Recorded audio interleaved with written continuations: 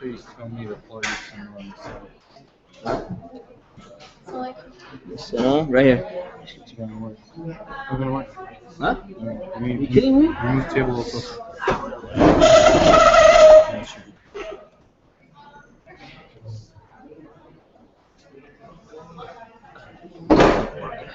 You good? Yeah. Do you need me for class? No. We got From you. next week I'll be here in Terra. Inshallah. And I'll get your great stuff graded, inshallah.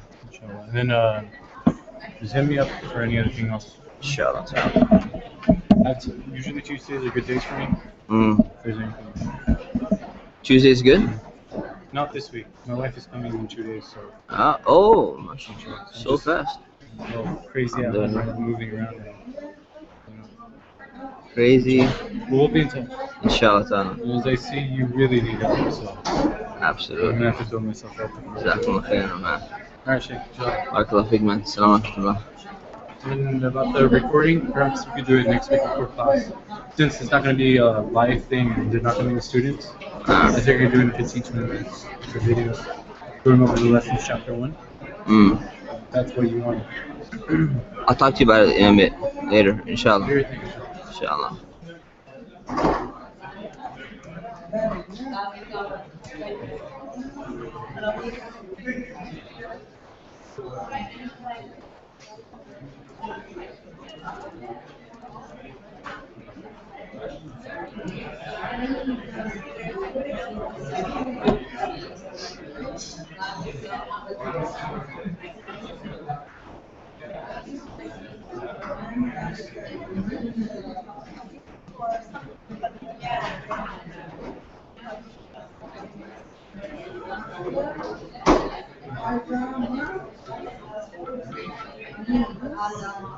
Assalamu alaikum. Alaikum assalam. The live streaming is not on. Have you Yes. not started it? Yeah, we're having an internet problem. It's on now, and I'm about to post the link in a moment. I'm posting it on the old live stream page, not on Canvas. Okay? Not on Canvas. Not on Canvas. Okay. Okay. Inshallah, it'll be up in 10 seconds or so. Inshallah. All right. Assalamu alaikum.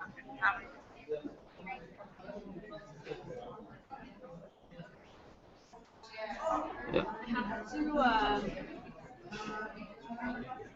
switch the SD card, so I will put the live streaming link on Canvas, but you can put it here right now. Yeah. And you have to do the V equals thing instead of the embed thing. Oh yeah? Yeah, it's like watch V. Where is it? This one? It's not there. We have to write it in every time we post it. But you can just leave it like that, and I think the people can just They can click on it. straight into Yeah. the browser. Yeah.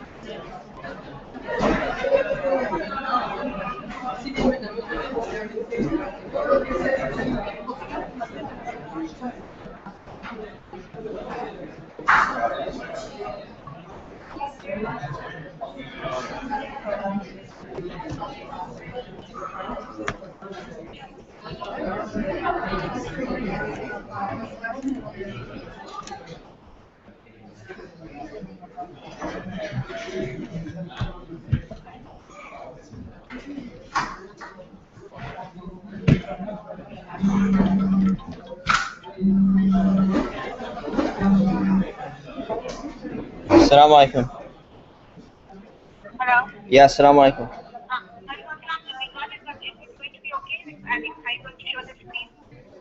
Yeah, it's on. You see it?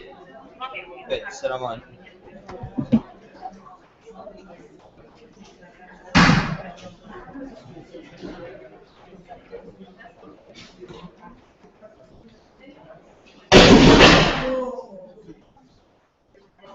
Let's try that again.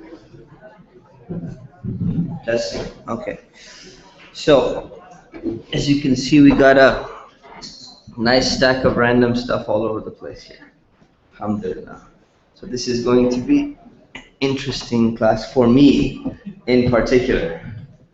So hopefully it's going to be an interesting class for you as well.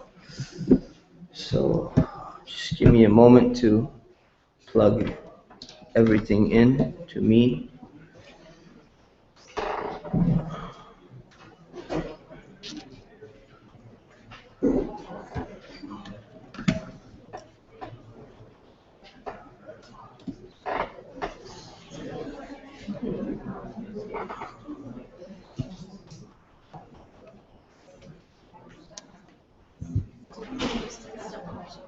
If you can, yes.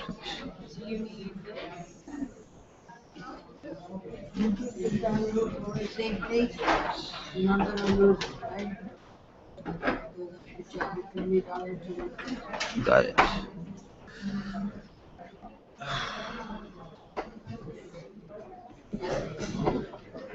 Okay.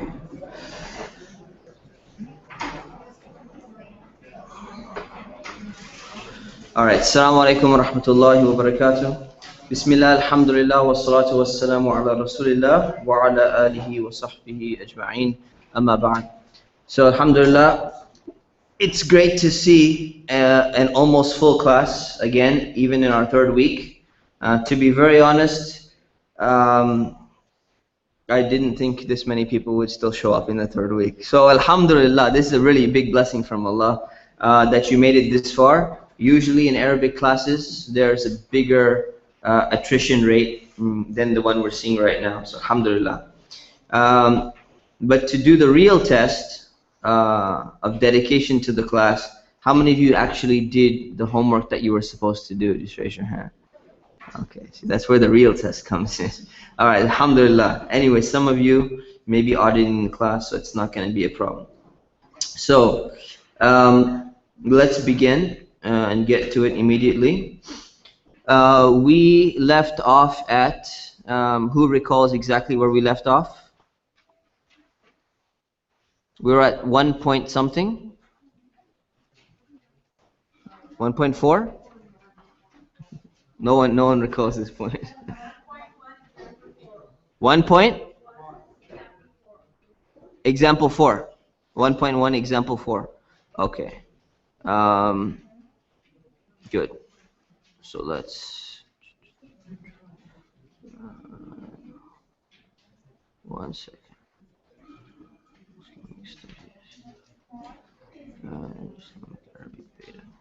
How many of you printed at least the something? How many of you printed something? At least, mashallah. Very good. That's a very important part of this program. Okay, so that's good to see. All right, so let's move to where we were. We got a lot to cover. If you notice that up to chapter 4 has been uploaded already. Anyone finish reading chapter 4? Oh, chapter 4 was, okay, let's say, okay, chapter 4 is done, but it wasn't uploaded. Chapter 3, anyone finish reading chapter 3? MashaAllah, that's what I like to see, alhamdulillah. Okay, so, hopefully everyone checked their homework for writing, because some things in writing, we don't want to just keep going over and over again. Hopefully everything is clear in terms of how to write the name of Allah, what is a wasla, all of these things. Hopefully that's pretty clear. Are there any particular questions before we begin today? We're going to be going a little bit faster. No? Okay, good. Bismillah. All right, so number 4, the text is Hadha Kitabun. Right, we see that? Hadha Kitabun. All right, so now let's look at the explanation. Okay, so this is where we left off. The explanation for number 4, I'm going to write it down for you. This is what we're looking at. Paintbrush. Okay. So hopefully this writing should be very natural to you.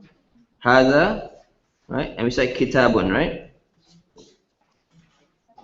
Kitabun. Okay, so let's take a look at this. What are we learning in this sentence here? Okay, looking at these two words, we know that the word hadha means this, and we know the word kitab means book. So what are we seeing actually here? So we're seeing this long thing. I'm going to write it out for you now. Ha. Then you don't even need to write this because technically this is fatha. Alif means the. We know that. Ki, ta. And then we see this bun. So we never saw this bun before. We saw kitab, which means book, right? So now we're seeing something a little bit different. So we're learning another type of complete sentence, okay? So now again, remember, you don't need, so the translation of this is a book, right? And the word is kind of inserted right here in the middle. You don't need it. You don't actually need to write any word is in Arabic like we mentioned before. So there are two parts to the sentence. And we talked about that, right? Part 1 is here.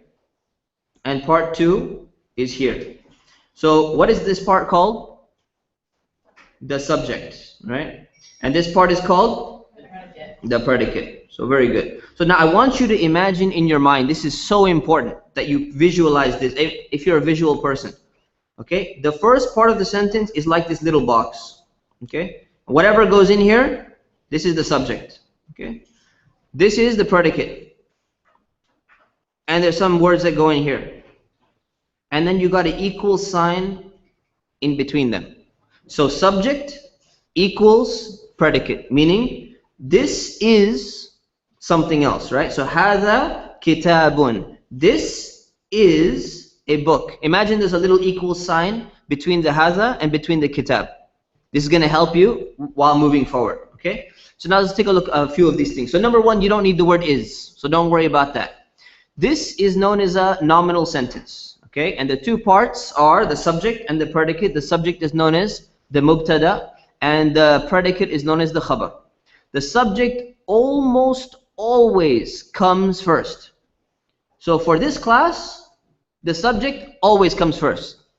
And if somebody says, well, it doesn't always come first. Well, for this class it does, because it almost always does, and we're not going to learn the other case. So it almost always comes first. So always remember, subject first, predicate comes second. Okay? The predicate, what is the subject? The subject is the thing that you want to introduce, talk about, you want it to be described. So in this sentence, we're saying this is a book. Hadha kitabun. So what are you talking about when you're talking about you're talking to a person, you're having conversation, you're saying hadha, this, you're pointing to something, right? This, hadha, and you say, okay, well, okay, what about it? What are you trying to tell me? What do you want me to learn about this hadha thing? So I want to tell you that it's kitabun, that it's a book. That's what I want to tell you. If I wanted to change a word, I could use another word. Hadha, this here, I have to tell you what something about it. So the predicate is like the information that you're giving about the subject. Okay, that's what the subject and predicate relationship is. Okay. Now notice some interesting things here. The word hadha does not change at all. It's exactly the way that you learned it in the vocabulary, right? And the word hadha never changes. It's just going to stay hadha. It's not going to change into any modified forms or anything like that. But here, what do you find? Here, you find that kitab became kitabun. It has dhamma with tanween, or two dhammas. So now the question is why? Question is why? Right? I'm going to give you the answer. Right? The answer is that because it's the predicate, it's going to take a dhamma or two dhammas. And in this case, we're going to take two dhammas. So what's happening here is, we understand the sentence. This sentence, the kitabun, the word takes tanween, which means two dhammas. Now, this indicates that the predicate is an indefinite noun. Okay, an indefinite noun means that it's not something specified. So if I say kitabun, it means a book. Which book am I talking about? Could be any book. You don't know which book I'm talking about, right? It's unspecified. If I say Muhammad's book, now it's clear. This is known as definite.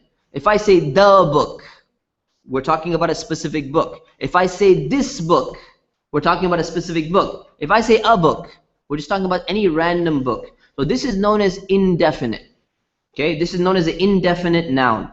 And an indefinite noun will always have, for now, will always have tanween. Got that down? Okay, so kitabun. Hadha kitabun. An indefinite noun will have tanween. So we're clear on that. Okay. Now that we're clear on that, let's go to exercise 1.3 and test our knowledge a little bit. So exercise 1.3. Read the following out loud and then rewrite them with the vowels and signs and then write down the translation. So let's go with number 1. Following our rule, you're going to answer in your mind first or with your lips without saying it, and then we're going to say it out loud. So look at it carefully. Study it for a few seconds. Yes. Right now, it's going to be 2 dhammas. Yes. Okay? So right now, just leave it for now, inshallah. So number 1, say it to yourself and see if you got it right or not. Just be quietly, say it to yourself. How should you pronounce this? Okay, now say it out loud. Hadha waladun. Same pattern. So we saw hadha kitabun, hadha waladun. And we saw the word walad already. We saw how it's spelled. We saw where the fathahs go. Very simple. Number 2, say it to yourself out loud. Hadha babun. Okay, good. Number 6, say it to yourself. Now out loud. Hadha rajulun. We got it, right? Number 8. If you can identify where number 8 is based upon your Arabic numbers. Number 8, say it to yourself out loud. Hadha qalamun. Good. And number 10. And out loud now. Hadha kitabun. That should have been a giveaway, right? So very easy. Now we go to something a little bit trickier. And that is English to Arabic. So now it's going to test your memorization. How many of you memorized chapter 1 vocabulary? MashaAllah. Very good. Okay. I'm telling you again, and I'm going to keep telling you again, for the first 4 weeks, for the first 5 weeks, you have to memorize your vocabulary. And I don't need to tell you in the 6th week. Do you know why I don't need to tell you in the 6th week? Because the ones who didn't memorize the vocabulary are not going to be here anymore. I'm not going to force you out. I guarantee you're not going to make it. I'm just telling you very honestly, you're not going to make it. You're just going to be behind. So make sure to memorize the vocabulary. Exercise 1.4. Number 1. Say it to yourself. Now out loud. Hadha babun. How many of you got it right? Okay, pretty good. Now watch the second one. This should be really easy. Say it to yourself. Now out loud. Hadha masjidun. We got that. Okay. Number 5. To yourself. Out loud. Hadha waladun. Good. Number 8. Self. Out loud. Hadha qalamun. Okay. Number 10. No. Number 9. To yourself. Out loud. Hadha baytun. Very good. We got that, right? Very easy. Any questions on this at all? Yeah, question? Well, you know how the subject always comes to the predicate? Mm-hmm. Well, in what cases is it the other way around? Yeah, in other cases we're gonna learn that it's advanced rule. So we'll leave that for later. I mean, like Arabic too. Yeah, exactly. Arabic too. Okay? So we got that down. Very easy. Now we go to example number 5. Can somebody read for me what example number 5 says so I can write it? Yes, please. Had this is a boy. Had waladun. Okay. No. Example number 5 from the beginning of the chapter. Yes. This introduces the word that. No, not the wording. Just give me the Oh, the one for 5? the number 5 in the beginning of the chapter. The sentence. Yeah, what I don't know what I don't have it in front of me. Okay, thank you. So we have no problem. Zalika. Okay, we're having a problem with numbering. Okay, there we go. So what does it say? What does number 5 say? Ma zalika. Thank you. All right. Ma zalika. Okay, go to the first page of chapter 1. All right. What is on page number 1? All right. Number 1 says kitab. Number 2 says ma. Number 3 says ma hadha. Number 4 says hadha kitabun. Number 5 says ma dhalika. Okay, so that's what we're going through. These are the original examples for this chapter. Okay, so now we're going to explain this sentence. So we're just going to go and we're going to take every one of these sentences in the beginning and then we're going to explain it. So what does this sentence actually do? All it does is introduces the word that. And the word that is ذَلِكَ, which means, we already talked about it, the difference between this and that is that this refers to something nearby and that refers to something distant. So when you say هَذَا, you're going to point to this. هَذَا, هَذَا, ذَلِكَ. You can even say it's relative, right? Distance is relative. So you say like, you know, ذَلِكَ or ذَلِكَ. Or if I could say, you know what, هَذَا and then ذَلِكَ. Or I can say, you know what, هَذَا, you know, the guy who's staring at his phone, yes, and ذَلِكَ in the back, right, who's not staring at his phone, right? So for example, so it's relative, right? So just keep that in mind. So one is close, one is far. So all this introduces is مَا ذَلِكَ, and then you see this backwards question mark. That's a question mark for a question, right? So all we learn here is we learn the word that, right? Because we already learned the word ma before, right? We learned ma hadha. Yes or no? Yes. Okay. So now we learn ma dhalika. The only difference is you change the word hadha to for dhalika. No other change. It functions exactly the same way as the word hadha. There is no need for really explanation, right? Needs explanation? No, it doesn't need explanation. Oh, good. Number 6. What does number 6 say? Zalika baytun. Very good. Okay. So we got Zalika baytun.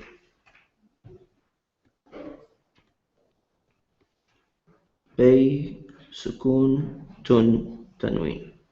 Zalika. Okay, so we're looking at this example. So what are we learning here? We're learning how to use that when it's the subject of a sentence. So when you saw ma dhalika, we saw that it didn't come first, right? Dhalika was not in the beginning of the word, the beginning of the sentence, right? In this example. But now, in this example, we see the word dhalika coming first, right? So which means, in this case, we understand clearly this is the subject of the sentence. So remember the box thing I showed you, right? This is a box, this is a box, and this is equals. So we got dhalika sitting in this box. We got bayt sitting in this box. Zalika means what? Means that. What does bayt mean? House. What does baytun actually mean? A house. Definite or indefinite? Indefinite. So all this translates to is this is equal sign a house. Sorry, that is a house. Good. All right. Good. Everyone's awake except me. All right. So everyone's awake. Good. Example 6. That's all. Very simple. Now we go to exercise 1.5 and we check and we see, did we really understand this? It was just so simple. It's almost like a piece of cake. I don't even need to check it. But you always check just in case something didn't click properly. Exercise 1.5. Read it to yourself. Number 1, say it with your lips so that you're actually getting it out. Now out loud. ذَلِكَ waladun. And the meaning is what? That is a boy. Good. Number 4. Now out loud. ذَلِكَ مَاءٌ.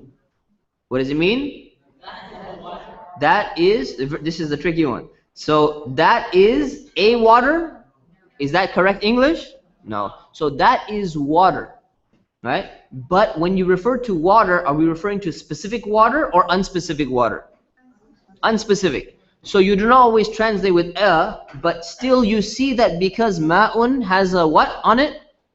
Tanween. It must be indefinite. Indefinite. We got that? Okay. Number 7. Say it to yourself. Now out loud. Dhalika masjidun. What does it mean? That is a mosque. Number 9. To yourself. Out loud. Dhalika talibun. Which means that is the student? A student. Good. Alright, piece of cake, right? Exercise 1.6. Okay, number 1. To yourself, out loud. Dhalika babun. Good. Number 4. Out loud now. Dhalika talibun. Number 8. That is a pen. To yourself. Out. To yourself. Out loud. Dhalika qalamun. Number 10. To yourself. Out loud. Dhalika kitabun. Very good. If you just add al to kitab, you just learn the first 2 words of Surah Al-Baqarah. Alright? Anyways, example 7. Hopefully that should, motivate you. Example 7 is what? What is it? Louder, louder, please. Man hadha. Okay, excellent. Man sukun, which we don't need to write, and then hadha. Okay, good. Right. We already know how to we already know how to vowel hadha, right? We don't even need to do it. So easy now. We got it, right? So man hadha. So what do we learn here? This is number 7. So this introduces a new word for man, which means who. Now the difference between ma, which means what, and man, which means who, is that it's referring to human beings. It's referring to intelligent beings. So if you go, what does ma hadha mean? What is this? So if I walk up to this guy and I say, ma hadha, right, and I'm referring to the person, that's very disrespectful. Why? Because it's a human being. So I have to adjust it and I have to say what? Man hadha. Who is this? And then you answer and you say, hadha Muhammadun or hadha talibun or something like that. And we're gonna see that, right? So man and ma function exactly the same way. In this case, man is in what position? Subject. And hadha is in what position? Predicate. All right? Very simple. And subject. Example number 8 is what? Okay. Example 8 meaning go back to page 1 of chapter 1 and tell me what example 8 says. What? Zalika rajulun. Okay. Zalika rajulun. Good. Now let's look at the words independently real quick. Okay. What does the word zalika mean? That. What does the word rajul mean? Man. We know that from our vocabulary, clear cut. Now we have to figure out, what's going on? Why is there tanween here and all that? I think everyone can actually figure it out. It's pretty easy. It's not really introducing anything new. The only thing is, example 8. When somebody says, who is that? Like if I said man hadha or man zalika, the answer would be zalika rajulun or hadha rajulun, and that's it. So it just gives you, where's the subject? In this one. In this one. Zalika. And the predicate? Rajulun. Right? Very simple. Right? So now here's the thing. If somebody asks you a question, man hadha, and you respond and you say zalika rajulun, is there a problem? Yes, there is. Because the guy's asking you, what is this? And you say, that is a person. So he was referring to this and you're referring to that. Why did you change it all of a sudden? Right? So just be careful. So now, if I go and I start asking you questions, and I say, you know what? Man hadha. And your answer would be? What is the correct answer? If I say hadha qalamun, is it correct? Is this guy a pen? No. I hope not, right? He's not. Are you a pen, Hussein? No, he's not a pen. So he's denying that he's a pen, right? So what is he? He could be hadha rajulun, could be. What other words that we learned so far? What else could he be? Hadha talibun. He could be hadha ustadun in his occupation or in his field. Right? Any other words we can use that we learn? Hadha waladun. Right? He's technically a son of somebody. Right? Unless you're calling him childish, but I doubt you'd be saying something like that, right? Anything else? That's all the words we know for him, right? So far, from our vocabulary, that's all we know. So, in that case, everything looks good. We move on to our chapter review. Chapter review, you got to really pay attention. Read the questions out loud, look at the pictures, and answer the questions in Arabic, making sure to indicate all the vowel signs. So, let's take a look at these pictures, okay? There's some interesting pictures. You know, remember that it can only be one of the words that we learned in our vocabulary list. Page, what is 17? 17, page 17. Chapter 1. Chapter 1, last page of chapter 1. Page 18. Page 18. Okay? So we see this example here. That's why I said it's very, very important to print out your notes. Very important to print out your notes. Or have it in front of you, digital form. Want to save paper? No problem. Alhamdulillah. But you have to have something in front of you. Yeah. End of page 17. Jazakumullah khair. Alright, so looking at these pictures, number one, the reason why the picture is there rather than text is because when you look at the picture and you look at the Arabic, there's no English involved in this at all. And then you're writing Arabic, your mind starts thinking in Arabic. So do not look at the picture and have this English word in your mind. You know what that is, right? You know what that first picture is. You know what the second picture is clearly. The first picture, don't put the real word in your mind. That picture is a person who goes to school, but don't mention in English what we call a person who goes to school. Just look at the picture, think about the Arabic word, and write it down or get it down in your mind. It's going to transition you into thinking in Arabic. Got it? Okay, so look at number one. Say it to yourself. Okay, let's read it out loud and then answer the question. Out loud, man hadha.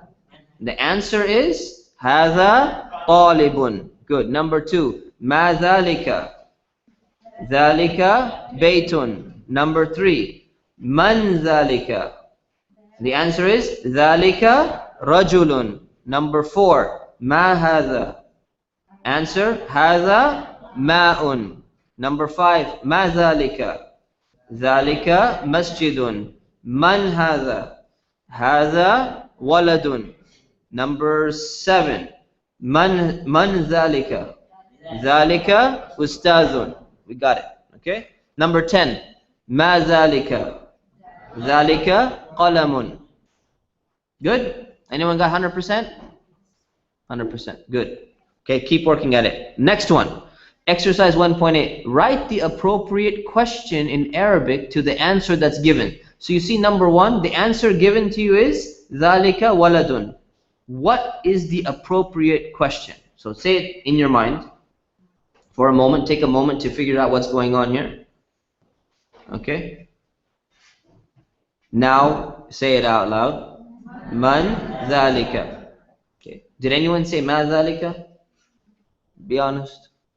Okay. If you did, it would be wrong, right? Because a walad is an intelligent being, right? If you degrade a walad to an irrational creature, then it becomes a ma thing, right? But it's a man because the walad is a rational being, right? So next one. Say it to yourself. Now it takes a little bit of thinking, right? Okay, now say it out loud. Ma dhalika. Dhalika babun. That's the way it works. Okay. What if we said man dhalika? Very, very, very intelligent door. Imagine a smart door released by Apple in 5 years. Can we describe it as man? No, generally you can't. It can't be that smart, right? All right, so the Google Glasses, still not at the level of man yet, right? Maybe the new styles that they're about to release right now, perhaps, but otherwise, no. All right, number 4. Say it to yourself. Now out loud. Ma. Number 4. Man dhalika. Ma dhalika. Dhalika ma'un. Right? That is water. Got it? All right, number 10. Say it to yourself. Now we say the whole thing out loud with the answer. Ma dhalika. Dhalika kitabun. What is this? This is a book. Piece of cake, right? So who can answer me this question? Ma hadha. Anyone else? Yes, in the back. Yeah. Hadha qalamun. Very good. All right. Alhamdulillah. What about this? Ma hadha. Who can answer this? What inside meaning? Yes, auntie. Hadha ma'un. Very good. Okay. and I don't have a book in front of me. Otherwise, I would use the book. All right, so good. We got it. Let's move on. Ready to move on to chapter 2? Ready. Okay, good. Let's move on. Bismillah ar-Rahman ar-Rahim. Chapter 2. All right. Let's look at the text and read it out loud. Number 1. Ahadha kitabun. Is this a book? Number 2. La. Hadha masjidun. No, this is a mosque. Number 3. Hal hadha rajulun. Is this a man? Number 4. Na'am. Hadha rajulun. Yes, this is a man. Number 5. Hadha baytun wa dhalika kitabun. This is a house and that is a book. Number 6. Al-qalamu saghirun. The pen is small. Number 7. Halil masjidu qadimun wal baytu jadidun. Is the mosque old and the house new? So now we're getting into more complicated sentences, right? So you got to really pay attention here. Let's look at our vocabulary. Vocabulary, we read from right to left. All right? So like Arabic. So number 1, kabir. So what does kabir mean? It means big or large. So remember, whenever you see a comma in the translation, the comma means that these are very similar meanings. Big and large are similar meanings, right? So big comma large. It could be big or large. When you see a semicolon, it means that this is a different meaning of the word. And the word is great. So if you say, you know what, somebody's large, and you say somebody's great, it's two different meanings, right? Two different meanings. So semicolon means different meaning. Third semicolon, it means old in terms of age. So the word kabir has a ton of meanings. We're only going to learn 3 in this class, right? So it can mean big or large. It can mean great, and it can mean old. Now, actually, I should have indicated this. It only refers to old when you're referring to intelligent beings, human beings, for example. If you're referring to objects, it's a different word. Just make a note of that. Make a note of that. And if somebody could please volunteer to email me this point. Anyone volunteer to email me this point? Nobody can, yes, please, somebody. Who took it on? 2-3 people, just email me, inshallah. Please email me this point so I'm going to add it to the book. It's an important point. Okay, so kabir can mean big, large. It can mean great. It can mean old.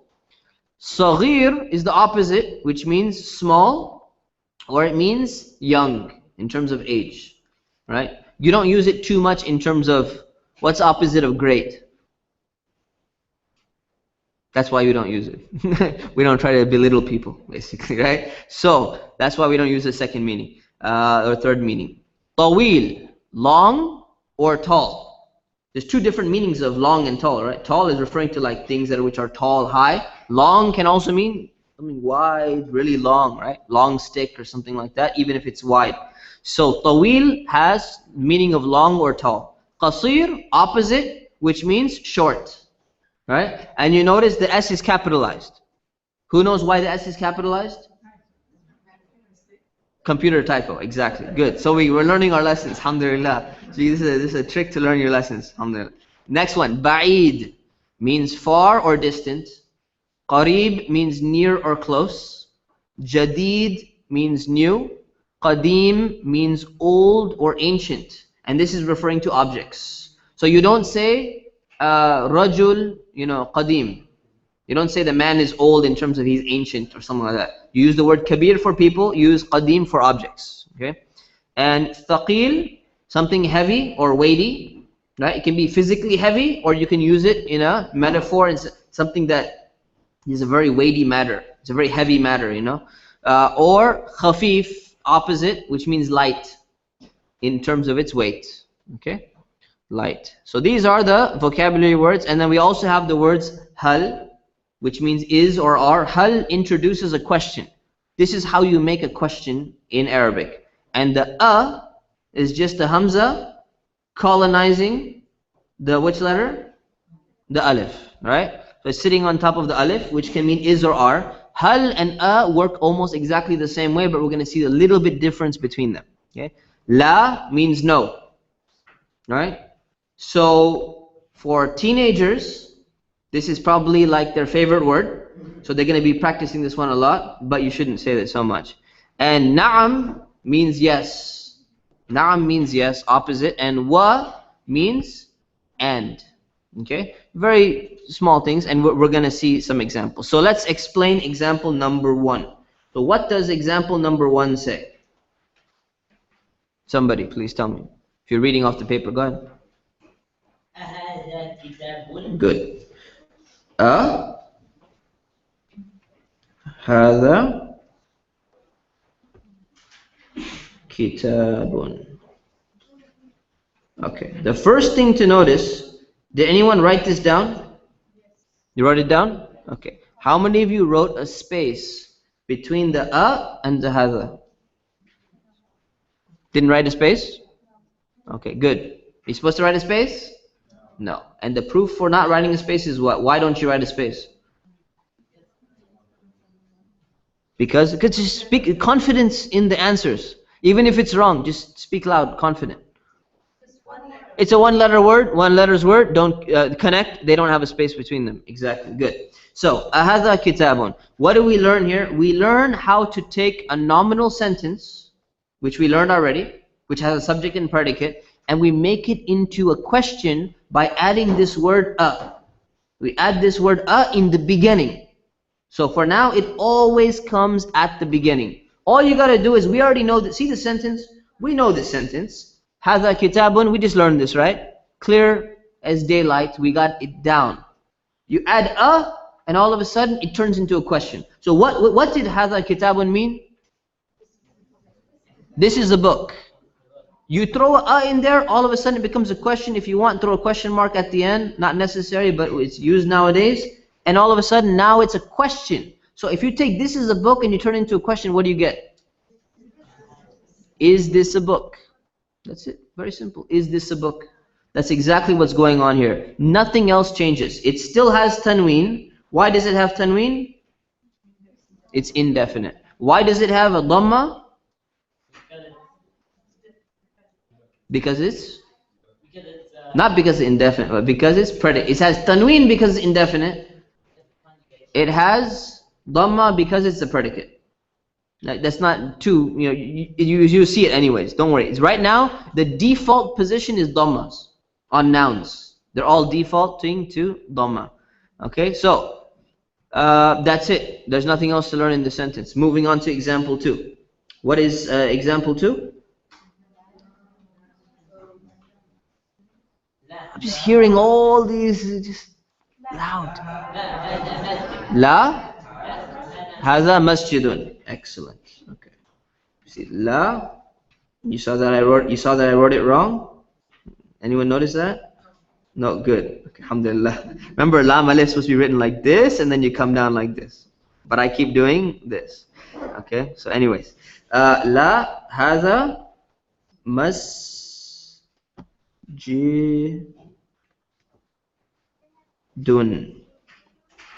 Okay, we see that. So, what does the word la mean?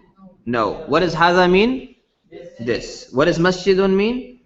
Masjid. So let's take a look at the wording here. Take out the la for now. Hadha masjidun means this is a mosque. Okay, this is a masjid. You throw in la, and what do you get? Actually, this little comma should be here, right? Okay. So la hadha masjidun. No, this is a masjid.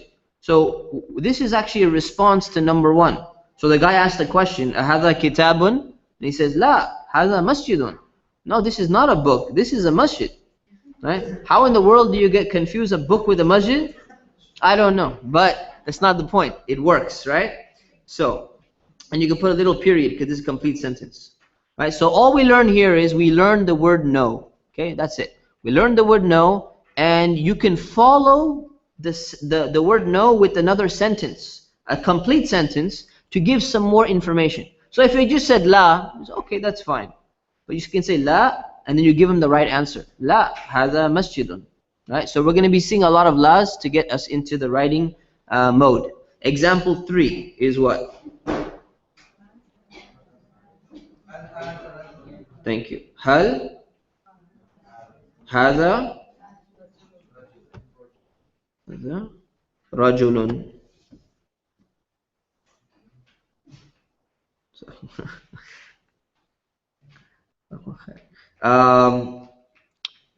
All right, I don't need it actually. I want you guys to read it, but خير. هل هذا رجل is, what does هذا رجل mean? Is, no. What does هذا رجل mean? Not this man. This is a man. Right? These are all different words. This man and this is a man are two different things, right? So this is a man. Okay, hal works exactly like a. So what do we get? This makes it into a question. You throw a question mark on here and you get what now? Is this a man? Excellent. Okay, now let's look at the note here.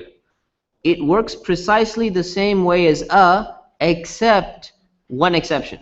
It's better to use hal when the following word begins with a hamza, okay, with alif on top, in order to avoid the difficulty of pronouncing two hamzas in a row. So let me give you an example, which we haven't learned yet, right?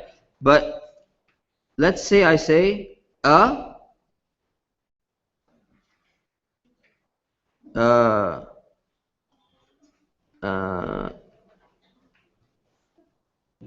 okay, al-kitab, right? Let's say if I wanted to say al-kitab. See the sound? Right? Arabs don't like that too much. So they said don't use generally, and instead if you're going to see this other coming up, you use hal. That's the only difference, and we're going to see that later on. Okay? Just remember that. Otherwise they function exactly the same way. Or there's one more exception. Who can figure out what the other exception is? One more exception which is not in the notes. The person? No, not if the word. That's true. We're getting to that. There's one more.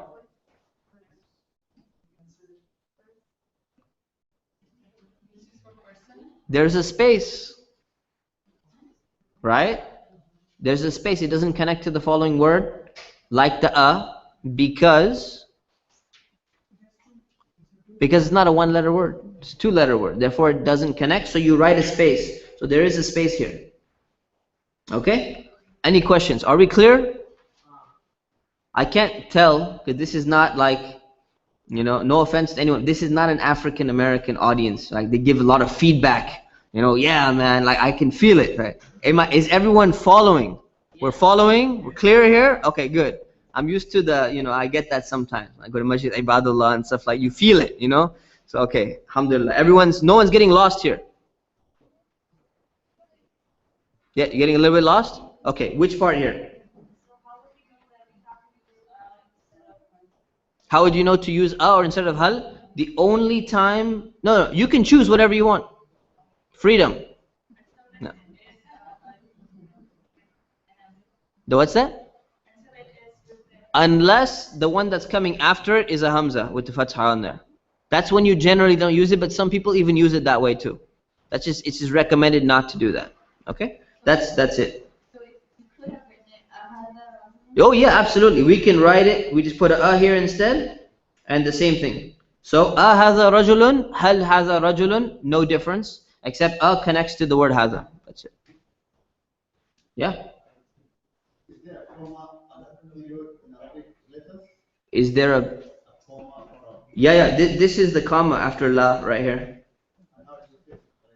It goes the opposite way. So the comma looks like this, right? And if you don't use these, it's not a big deal. This was adopted from European conventions later on, so it's not a big deal if you don't use it or if you use it. It helps the readers, but you know it's fine. Periods too. Periods didn't exist before. Question marks didn't exist before. So if you don't use it, it's not a big deal. You see, the Quran doesn't use any of them, right? Hadith does not really use any of them. So there's no need for that. Okay. Good. Number 4. I need someone who can just read it out loud clearly for me. Clearly, Bismillah. Okay, Bismillah, read it out loud clearly. Good. Naam. So comma here. Hadha rajulun. This is a response to a question somewhere. Where was this question?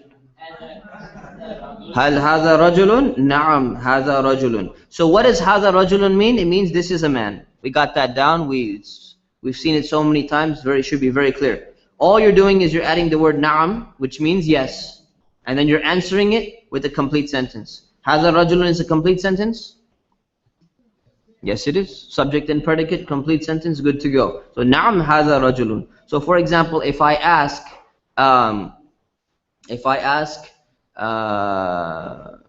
who wants to volunteer real quick? Anyone? Brother, yes, Ahmed. Okay, I'm pointing to brother in the front. Okay, هل هذا رجل? Answer.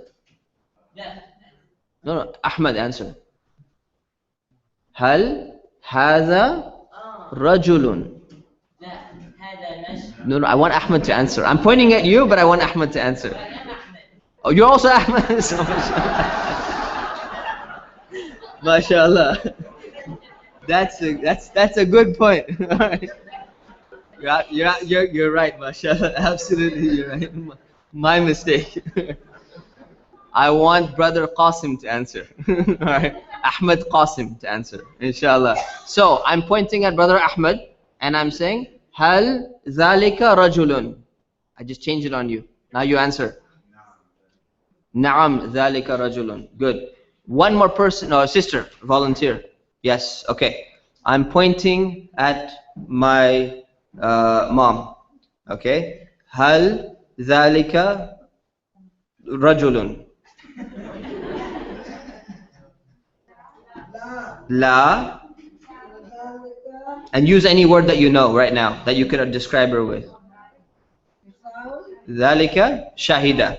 Right? Alhamdulillah. Perfect. Okay, good. So that's it. Very simple. All right. So we got that down. So naam and la. A question.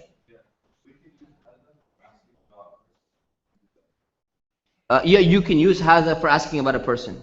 Yeah. You can use hadha for, because when you say this or this person, you can do that. That person. But you just don't use ma for it. Use man for the people. Yeah, good question.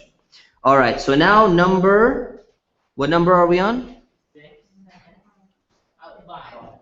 We're on 5. Okay, no, we have exercises to do. Okay, exercise 2.2. So now, look at the questions. 2.2, number 1. Okay, let's read the question. Ahadha baytun. And you look at the picture. And now you're going to answer the word. You're going to answer the question, not only with yes or no, but you're going to answer it with the answer, and then you correct the sentence. Or you verify the sentence by just writing it again. Okay? So, ahadha baytun, say to yourself, out loud. La hadha talibun. Very good. Number 2. Adhalika ma'un. To yourself, out loud. La dhalika baytun. So if you said hadha, then you're not answering the question correctly, right? Number 5. Adhalika masjidun. Na'am dhalika masjidun. Okay. Now I'm asking you a question about our location. Hadha masjidun? Na'am hadha masjidun. So now if I ask you anytime, if somebody asks you, hey, hadha masjidun? You say, na'am hadha masjidun. Hadha qalamun? Na'am hadha qalamun. No? Hadha talibun? La hadha ma'un. Good. Hadha kitabun? La hadha, we'll learn that later. Telephone. iPhone.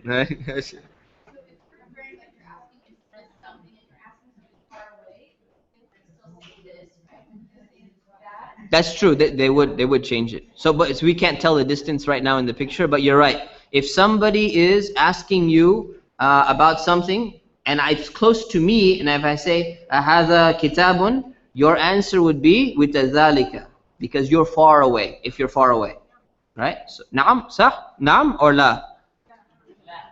No. I'm saying, is the rule correct? Naam or la? Naam. Okay. Does everyone understand? Oh, say naam from now on. It's just the whole naam if you understand. Otherwise, say la if you don't understand. Good. Now we're clear. Yes.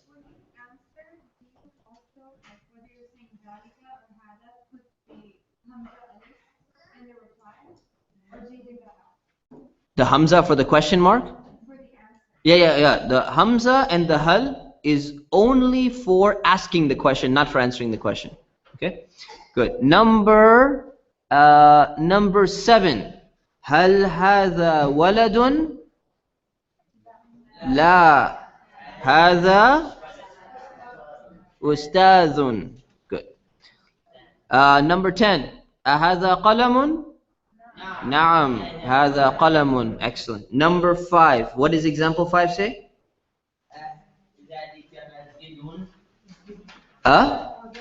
أذلك مسجد? Okay.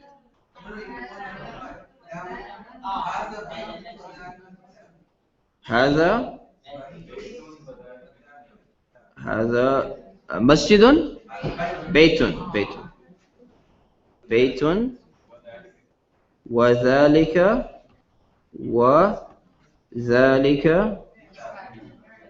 كتاب. Alright. Bismillah.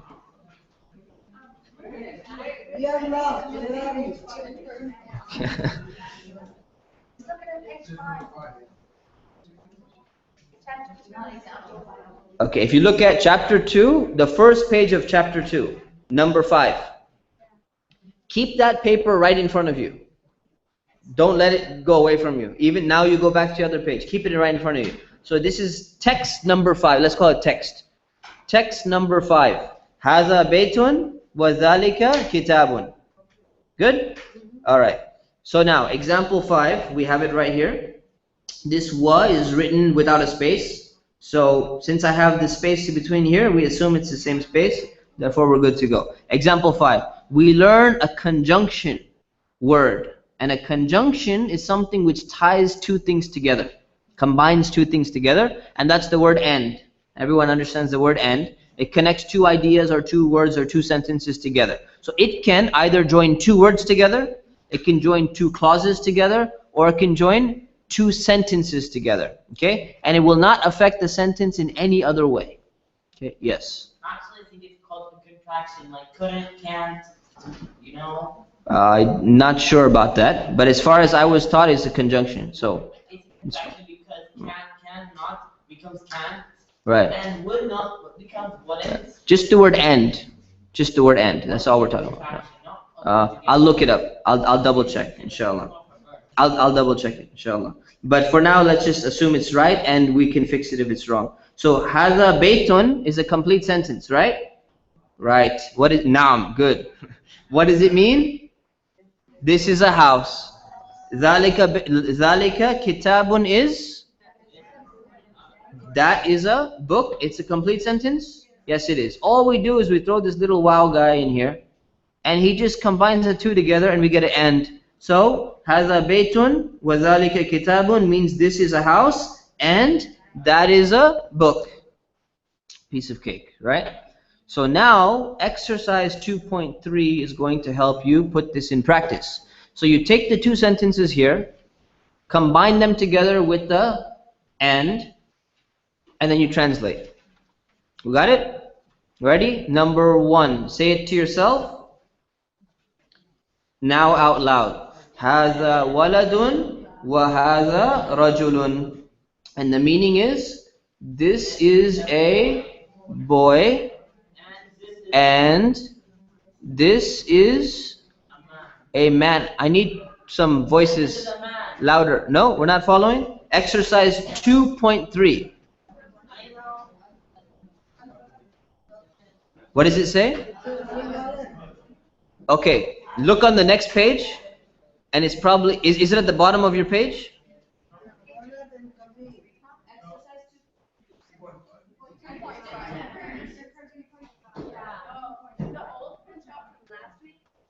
Oh, the old printout from last week is wrong. Okay, this week has been updated. So, it didn't have these two sentences here? Okay. That's unfortunate. So, anyways, I'm gonna write it out for you. No, that's fine. I trust you. I trust everyone. Let me see.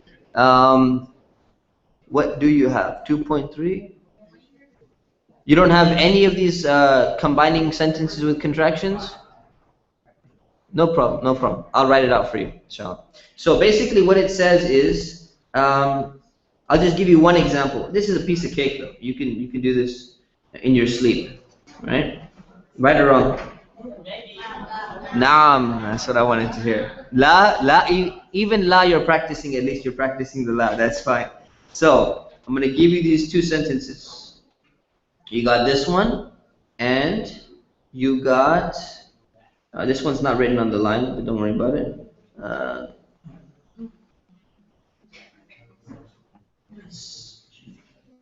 Okay, two sentences, right? There's the first one, this is number 1, this is number 2. All right, we want to combine the two together with the word and then we want to read it and we want to translate it. Okay, so put it in your mind, combine it, add the word and. Okay, now let's read it out loud together. Let's go. ذَلِكَ بَابٌ وَهَذَا مَسْجِدٌ. Good. Now let's translate it together. That is a door and this is a mosque. Excellent. That's all we need to know. Move on to the next one. Example 6, which says what? Just one person can read for me. Example 6. Mom. Okay. Al-qalamu saghirun.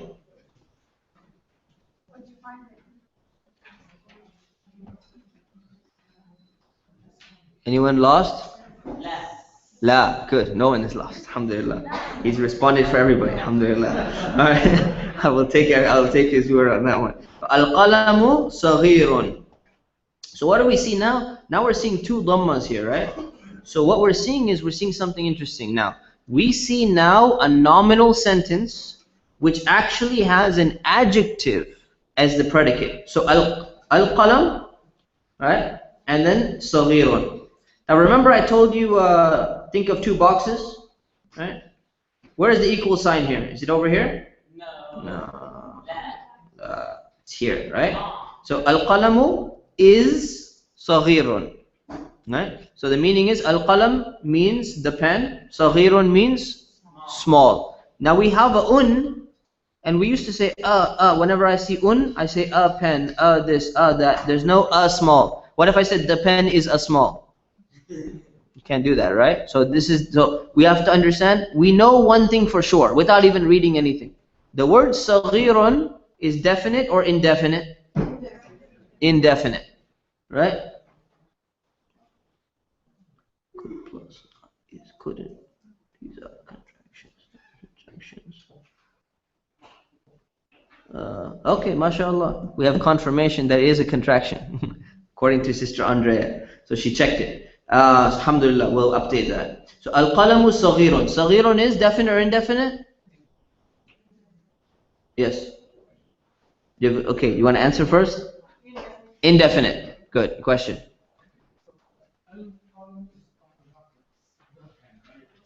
Yeah, we haven't even covered it yet. We're getting there.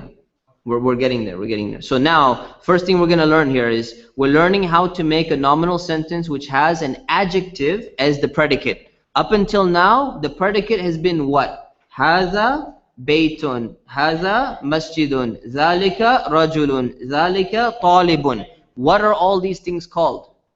They're nouns. Person, place, thing, or idea. Now we're learning adjectives. And an adjective is what? An adjective is a word which is describing a noun. Like big, like close, like strong, something along those lines, right? So if you want to say the pen and you want to say something about the pen, it's big or it's long or it's tall or something, that's considered to be an adjective. So that's what we're learning in this sentence now. So the predicate is an adjective and it's going to retain the tanween. So we see this in the example. Adjective has a tanween, no problem, good. Now we look at the word here. You see the word qalam, which means pen? We added al to it. This is actually a fathah here. A L with sukun.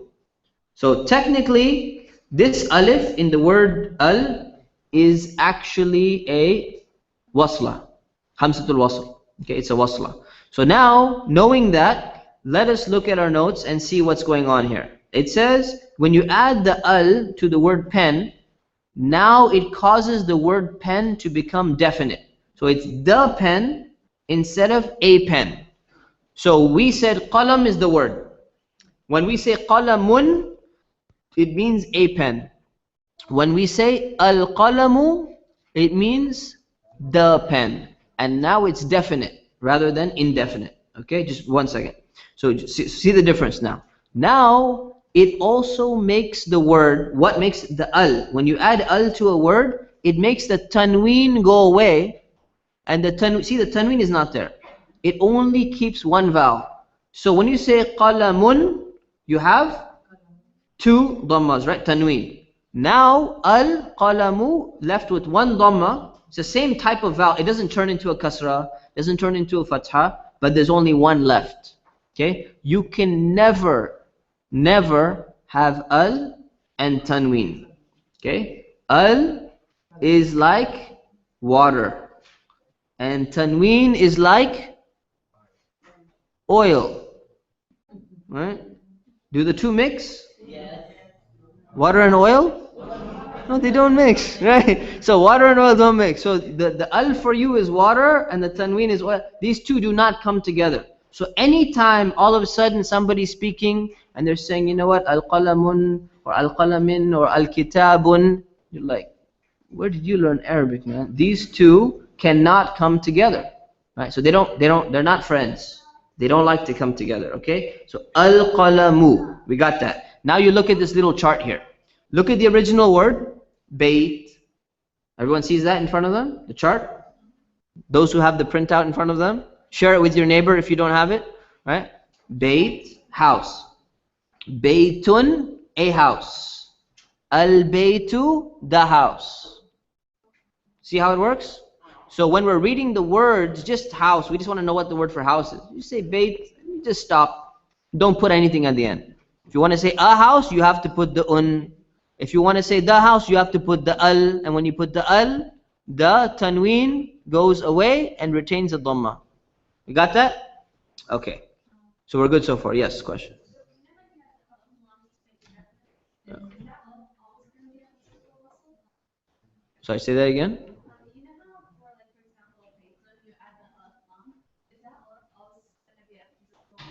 Yes, the alif in al will always be hamzatul wasl. It will always be hamzatul wasl. Yes. Well, you know, I feel like Arabic itself is like some influence Spanish in some way. It is. For It is. example, like, We'll leave that one for another day. It sounds about Yeah. say just Yeah. instead. Yes, agreed. In Spanish, you call it teacher instead. Like, Alhamdulillah. that means informal. Agreed. Teacher. Agreed. Absolutely agreed. Alhamdulillah. All right. So one very important rule to remember is that the alif in al is a wasla. It's exactly what was written next. Good. You anticipated the question. All right. And therefore you skip it over whenever it appears in the middle of speech. So I'm going to give you one simple example. You see? Did I write too many here? Yes, I did. All right. This. I just did it again, right? Or did I? It's been a very long day. All right. No, I didn't write it. Okay. There. Okay. Al-baytu. Okay, so we read this.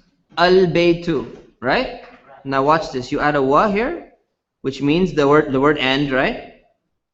And now you do not say wa al-baytu. You say wal baytu. And the reason why you do that is because we learned the rules of wasla, and this is a hamzatul wasl, so we skip it over. This is a sukoon here on the lam. And if you forgot that, go back and review hamzatul wasl in chapter 0 or whatever we call that chapter, right? So wal baytu, al baytu. Got it? All right. So another important thing you have to remember is sometimes when the al is added to a word, the letter lam is actually skipped when you're pronouncing and instead you throw a shadda on the first letter of the following of the word that you're connecting it to. So let's take an example. The example is the word rajul. Rajul. We got that word, right?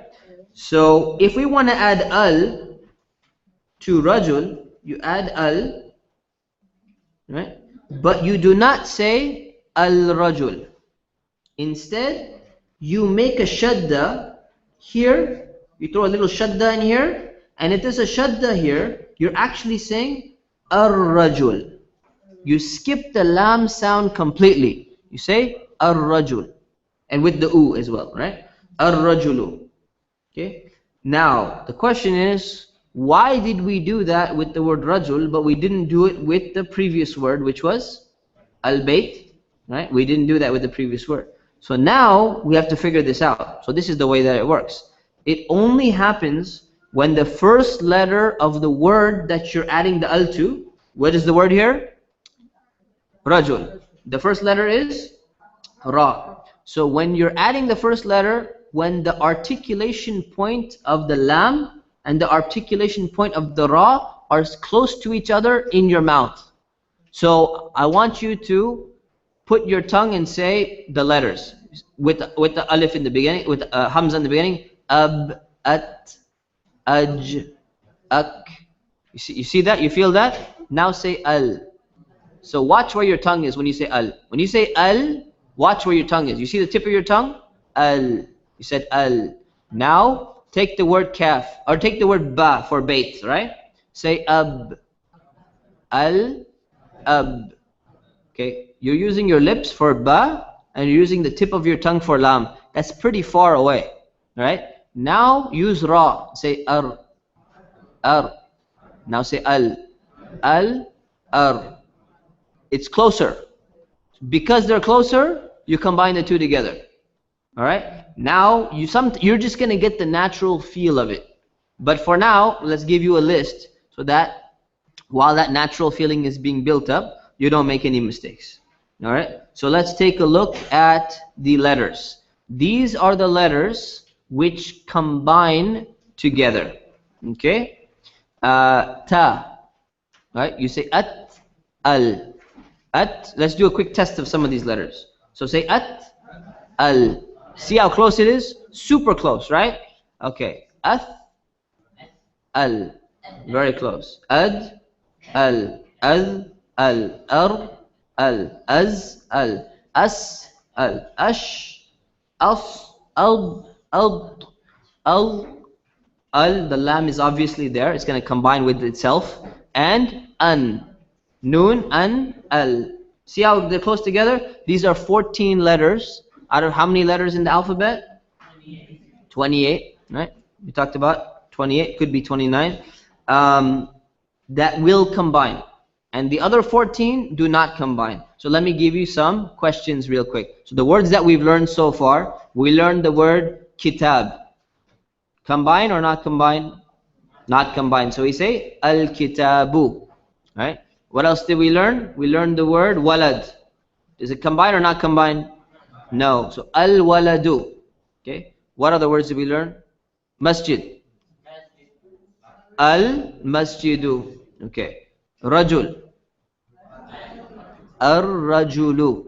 Combines. Right. What other word did we learn that combines? Okay, let's take the word ustad. Al-ustadhu. It's not in the list. What else? Any other words? Talib. Ah, good. Okay. Al-talibu. Al-talibu. Right? That's very problematic now because we have to inform UCLA that the newspaper that they publish is called Al-talibu. It's not that big of a deal. I apologize to all the UCLA graduates here who worked at Al-talib or Al-talib as they call it. Right? So you have to realize when it coalesces and when it doesn't coalesce, right? What about UCI people? They have a magazine called Al-Kalima. So they played it safe, right? Even if they don't know the rule, they're okay. So UCI people are okay, right? And that has nothing to do with me graduating from UCI. All right, so Ar-Rajulu, we got that. We're good to go. Exercise 2.4 gives you a good exercise to test yourself, right? And I threw a little tricks here and there, right? So number one is a trick. So we start number one. Say it to yourself with the dhamma. Say it to yourself. Now say it out loud. Wal waladu. Who got that one right? Yeah, it was a tricky one. Right? Remember, when there's a wow, you have to skip the hamzatul wasl and you go straight to the lam. So you don't say al, you say wal, and you saw the wow there, right? That's not a typo. Because we know the word wa, which means what? Which means end. Good. Number two, say it to yourself out loud. Al-babu. Good. Anyone say abbabu? Okay, that wouldn't be correct, right? But it was a good attempt. Number three, to yourself out loud. Al-ustazu. Number four, to yourself out loud. Al-ma'u. Number five, to yourself out loud. Wal-baytu. Number six, to yourself out loud. Ar-rajulu. 7, to yourself loud. Al-masjidu. 8, yourself loud. Al-qalamu. 9, self loud. Wat-talibu. Who got that one? So quite getting better. See, getting better. Alhamdulillah. Number 10, self out loud. Al-kitabu. Okay, excellent. Now comes even more trickier part to see if you really got it. So it's looking so easy now. So now you got to test yourself. 2.5. Number 1. Say it to yourself. Translation. Say it to yourself out loud. Al-babu. Good. Number 4. To yourself. Take a moment. Out loud. At-talibu. Anyone get almost confused with the whole UCLA thing? Yeah, they almost got you, right? All right. So number 7, the teacher. To yourself, out loud. Al-ustazu. Number 9, self, out loud. Al-baytu. Good. Okay. Now 2.6. We make the combination of the 2 words into nominal sentences. So what words do we have in number 1? We have the word walad and we have the word kabir. We want to turn this into a nominal sentence, right? And we know how to do this already because we've seen an example. So what's the example that we just saw of a nominal sentence that looks kind of like this? 2 nouns. We saw al-qalamu saghirun. Follow the exact same pattern as this example. Take the word walad, take the word kabir, and make it into a complete sentence. What does al-qalamu saghirun mean? The pen is small. Very good. Now we take the word walad and kabir, modify it, add some als in there, throw some dhammas on there, throw some tanweens if they're in there if necessary. Do whatever you need to do to this thing in order to make it a complete sentence. Okay, so think about it for a moment there. Look at it. How can I make this guy a complete sentence? Do I add a wow in there? Do I add a al in there? Do I add a hadha in there? I mean, what is necessary now that I need to do? Okay, now we say it out loud. Al-waladu kabirun, which means the boy is big, right? Or large. Or perhaps it could mean great, depending on the context, right? Number 2, say it to yourself. 1 second. Question. No, it's not. It's not a complete sentence. It's not a nominal sentence. Waladun kabirun, actually what it means is a large boy or a big boy.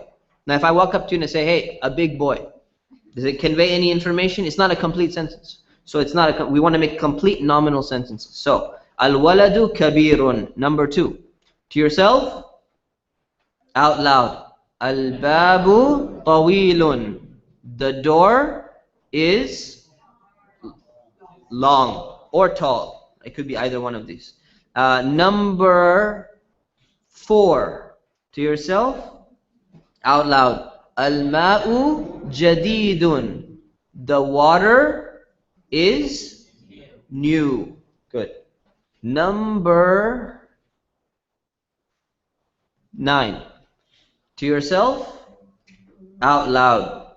Al-talibu qaribun. Did anyone say al-talibu? Good. Alhamdulillah. Number 10. Self, loud. Al-kitabu khafifun. Good? We're good. All right. Number exercise 2.7. We're getting good practice here. Translate the following into Arabic. Okay. Number 1. Say it to yourself. To yourself. Giving you a little bit of time. Out loud. Al-babu kabirun. Number 5. To yourself. Out loud. Al-waladu tawilun. Good. Number 7. To yourself. Out loud. Al-ustadhu ba'idun. Is this true? Is this yes or no? You agree or you don't agree? I'm far away? Okay, I'm far away. That's fine. I'm close in spirit. Okay, alhamdulillah. See, the online students can make this claim legitimately, right? But not us here students. Yes. Because hal is only when you're asking a question. So we're not asking a question here. We're just giving an answer straight up. Okay. Number 10. So yourself, out loud. Al-kitabu khafifun. Excellent.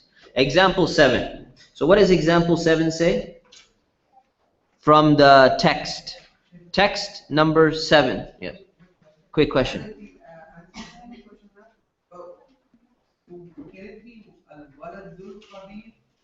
Sorry, say it again. Al-waladul kabiru. You add 2 al's on both words. It's also not a complete sentence. It's not going to be a complete sentence. So always look at the example that we gave in the thing. Have we seen anything with 2 al's so far? Okay. Only copy examples. Just put it in your mind. It's like math, you know, like mathematics. They give you the example, you just keep on copying the same. Just change numbers, right? All you're doing is changing letters and words here. Just copy the same style. Okay, for now. Good. What does example 7 say?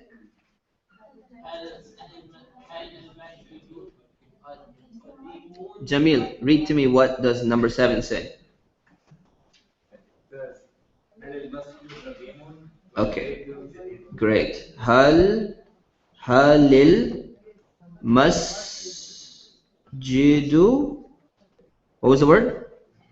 Qadimun. There's a deep meaning in this. Wal baytu jadidun. Okay. So this means we have the words hal, which just turns it into a question. Al-masjid means the mosque. Qadim means old. Wa and al-baytu, the house. Jadid, new. Okay, so we got all these words. Now we just want to look at it together. It obviously means, is the mosque old and the house new? Right? Does anyone see the deeper meaning here? Unfortunately, many places in America, all the Muslims around the area have nice, really, really nice houses. And their masjid is a piece of junk. True or not true? Alhamdulillah, this is not the case with our masjid, but is it true or is it not true? It's very sad and unfortunate. The Muslim community has old masjid and the house is like nice and new and big story houses and all of that. It's very, very unfortunate. So the answer to this question is Naam. And then you start crying. And then you make dua for the Muslim community. Right? So, yeah, question.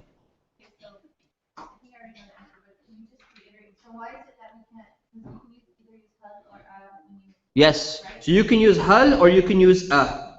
In this case, if you used a, what would you be reading? Al-masjidu. And we said don't say right? It doesn't sound nice. Arabs don't like it generally, so we don't use it. That's the only thing. That's the only reason, so we put hal in there. Okay, so now let's analyze this sentence in detail. Okay, this combines everything we learned in this chapter so far. The only thing you need to notice really is that the word hal, it used to have a sukoon on it, right? Hal. What happened is this sukoon transformed into a kasra. Okay, it turned into a kasra, like, you know, these are like Autobots, right? Transformers, transformed. Right? The Decepticons were, what was the Decepticon? The alif maqsura, right? What is alif maqsura? What is the actual letter written alif maqsura? How do you write it? You write a ya. It's a Decepticon, man. It's pretending to be a ya. Remember I told you that last week? It's pretending. It's not a ya, it's alif, but it's pretending to be a ya. Very simple way to remember. All right. Anyways, hal becomes kasra on the bottom instead of sukoon. So instead of saying hal al masjidu, you say halil masjidu. Now the question is, how in the world do you know this? This is the reason. There is a wasla here, right? This is hamzatul wasl. This alif here is a hamzatul wasl. So technically, you want to skip it over whenever you can. So what happened was the word al masjid had a sukoon on the lam, right? Al masjid. And we said if anything comes before it, like a wa, we'd say wal masjid, and we'd skip over the a part, right? Now we have hal and al masjid. So what's happening here is you see a sukoon, and then you see a wasla, and then you see a sukoon. We're seeing that so far, right? So technically where we are, if we zoom in on this part, we're zooming in right here. And what do we see? We see originally a lam with a sukoon from the word hal. Then we see a wasla. And then we see a lam and a mim. Agreed? Okay, and the lam has a sukoon on it. So we said that this little wasla, we want to avoid it whenever possible. We don't want to pronounce it unless you're starting the beginning of the sentence. Recall that? Okay, we're almost at break time. All right, we're going to have a break right after this. We're done with the chapter. We don't want to pronounce the wasla. So we have a lam with a sukoon. What's the next letter after the wasla? The next letter. Lam with a sukoon. Excellent. So this is the rule in Arabic. When two sukoons come together, the first one has to transform. Okay? It has to transform. That's the rule. So now the question is, what do we transform? This is a hal here, right? What do we transform this one into? And the rule for the word hal is you change it to a kasra. That's all you got to remember. So hal becomes hali with a kasra instead of a sukoon when it's followed by another sukoon. Got it? I'm going to give you just some random examples. So I have the word hal. Okay, I'm just writing random Arabic with no meaning here. Al, right? And then I write the letter mim and ba. I put a fatha on the ba and I put a sukoon on the mim. And you go, oh, well, wait a minute. That's two sukoons in a row. So what do? You put a kasra here, remove the sukoon, and you're done. Got it? And now we write it and we pronounce it like this example right here. Halil masjidu qadimun wal baytu jadidun. And we already knew how to combine this long sentence. Al masjidu qadimun wal baytu jadidun we saw before already. Which means what? Al masjidu qadimun means the mosque is old. Wal baytu jadidun, and the house is new. You put hal in there and it becomes a question. Is the mosque old and the house new? We're done. Throw a question mark here if you want. Clear? Yes.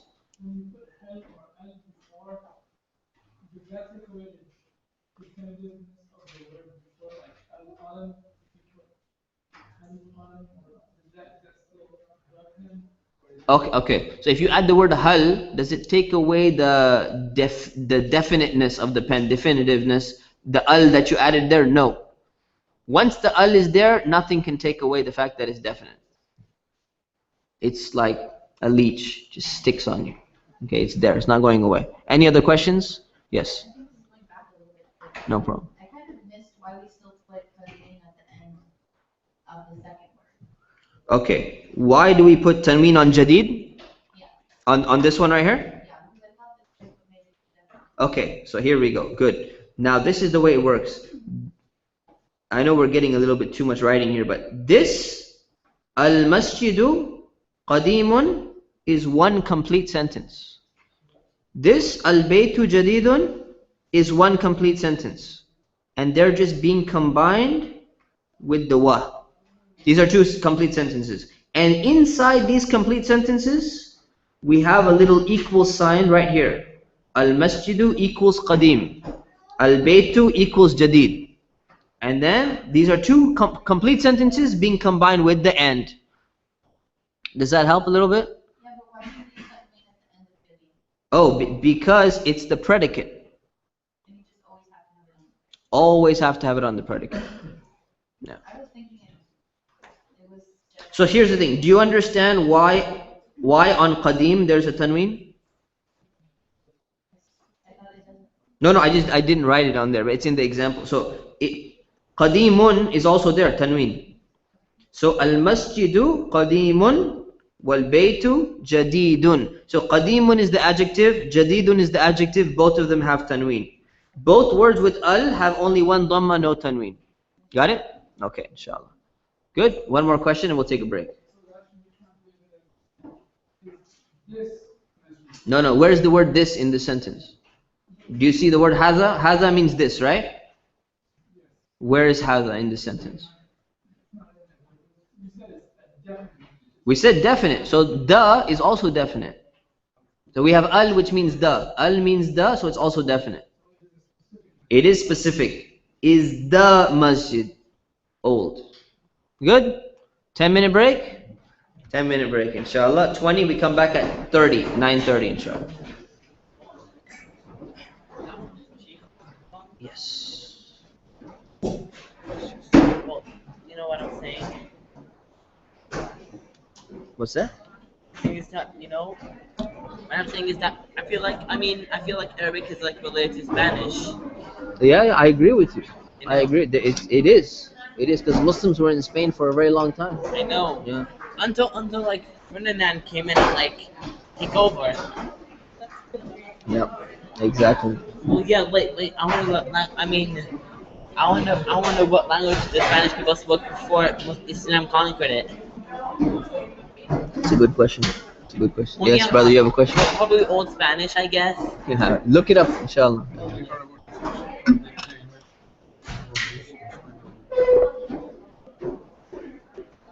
I did. I got the email. Yeah. I know about it. Yeah. May keep it? I have the email. I have the email. May Allah help you, inshallah. Are they making an announcement in the masjid tomorrow? You have to call them. Call them in the office, inshallah.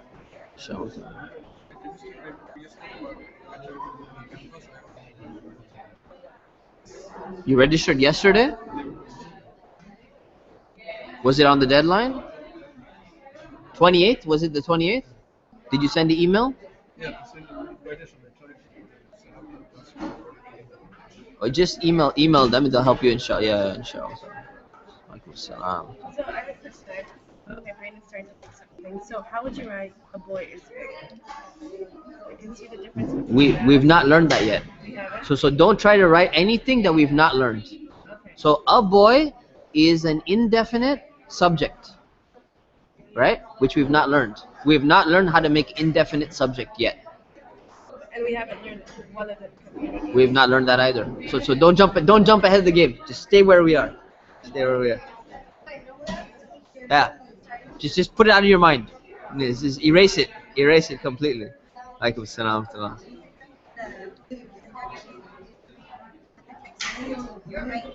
Hmm?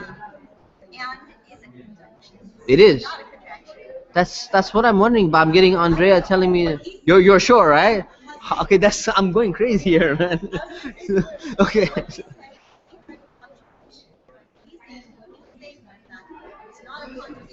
Right. Ah, got it.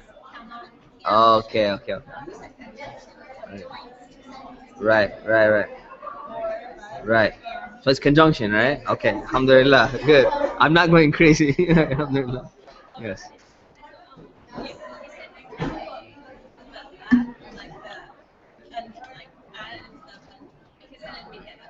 Yeah.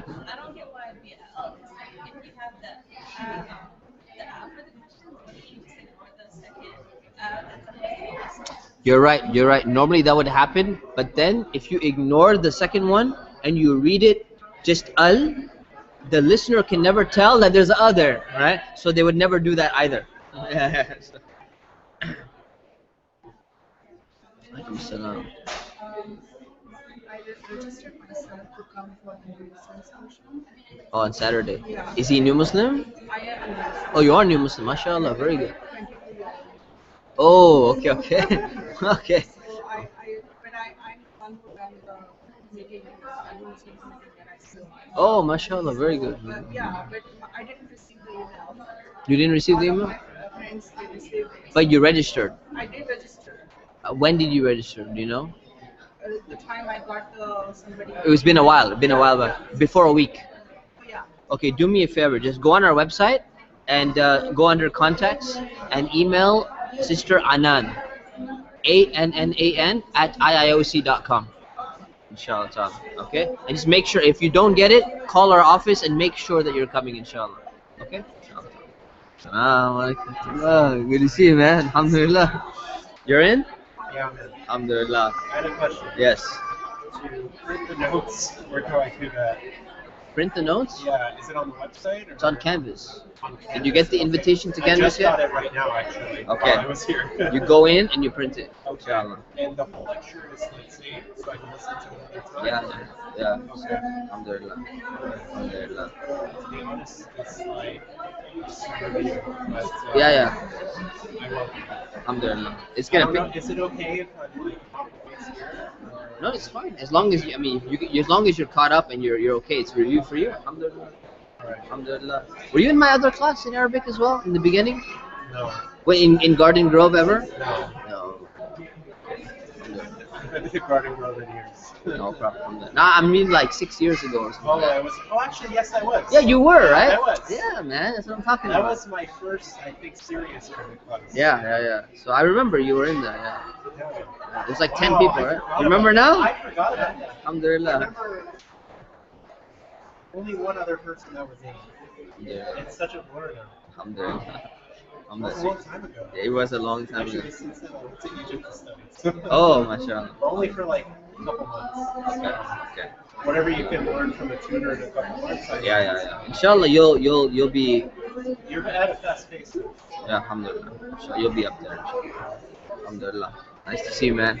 I'm just really tired right now, but alhamdulillah. It's alright. No, I'm not super excited. It doesn't show? Seriously? Alhamdulillah. Alhamdulillah. NNAN. ANNAN. Yeah, 2 N's. At IIOC.com. Yeah.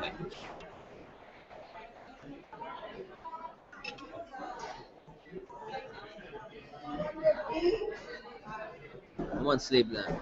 I won't sleep then. Let's see.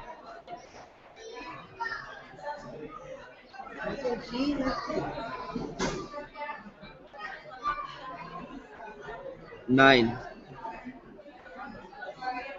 You're not there? Oh, you can't see the names. No? No. And they're listening to you right now in the microphone, by the way. Oh my God. They can't see you, but they're listening to you. How many people? 9. You didn't say the number. Mashallah. Very good.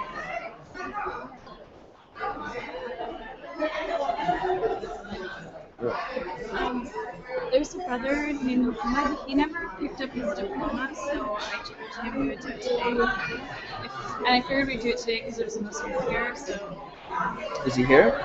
he told me he was going to be. Okay. So Why don't you make an announcement real quick? do you want Find me him. to? Yeah. Just make And an then I announcement. wanted to have Brother Ahmed recognized as well since he was Inshallah. Ta'ala. Why don't you make that announcement too? And I'll Make just what announcement? that they're being recognized, and I'll hand it to them. Inshallah.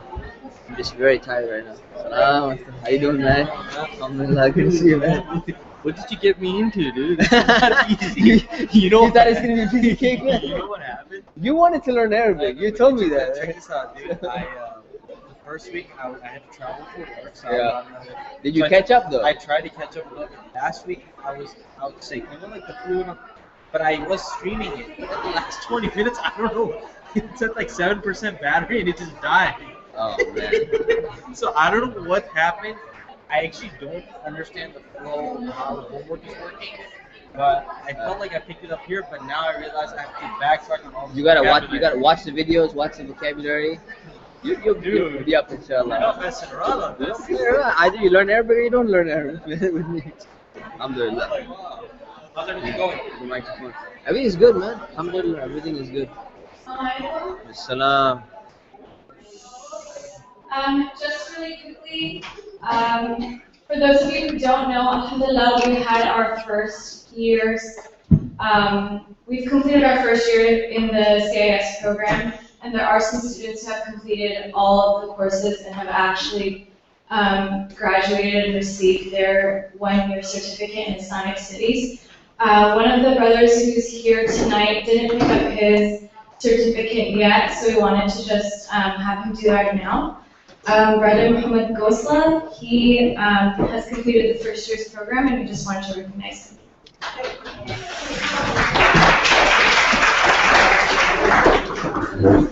Great job.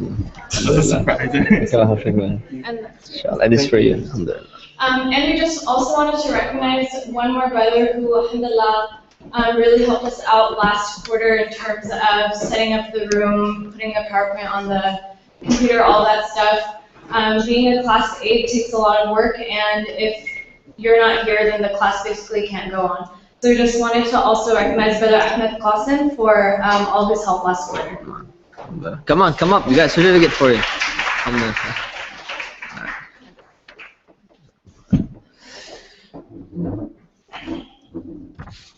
Jazakumullah khair, man.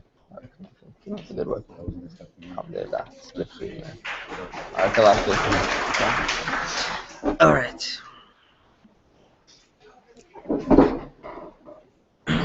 Time is it? It's 9:30. So we are ready to continue. Everyone ready to continue? Excellent.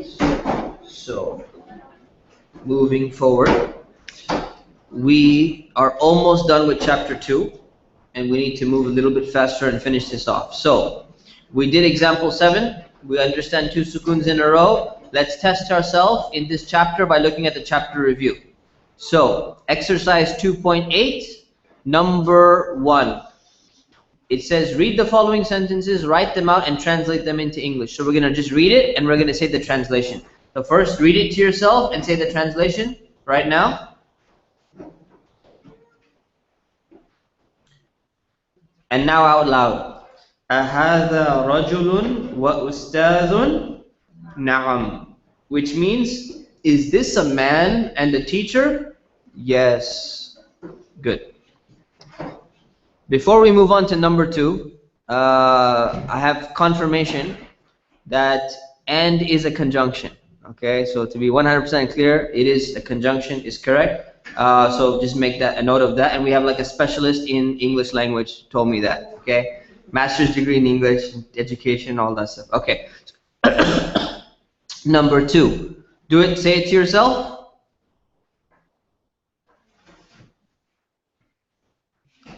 Man, that was long. I was just saying it to myself. Inshallah. Okay. Now let's say it out loud. هل ذلك بيت وهذا مسجد؟ لا هذا بيت وذلك مسجد. MashaAllah. There's a long sentence you guys didn't learn, right? Now let's translate it.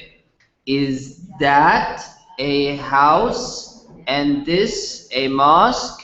No. This is a house and that is a mosque.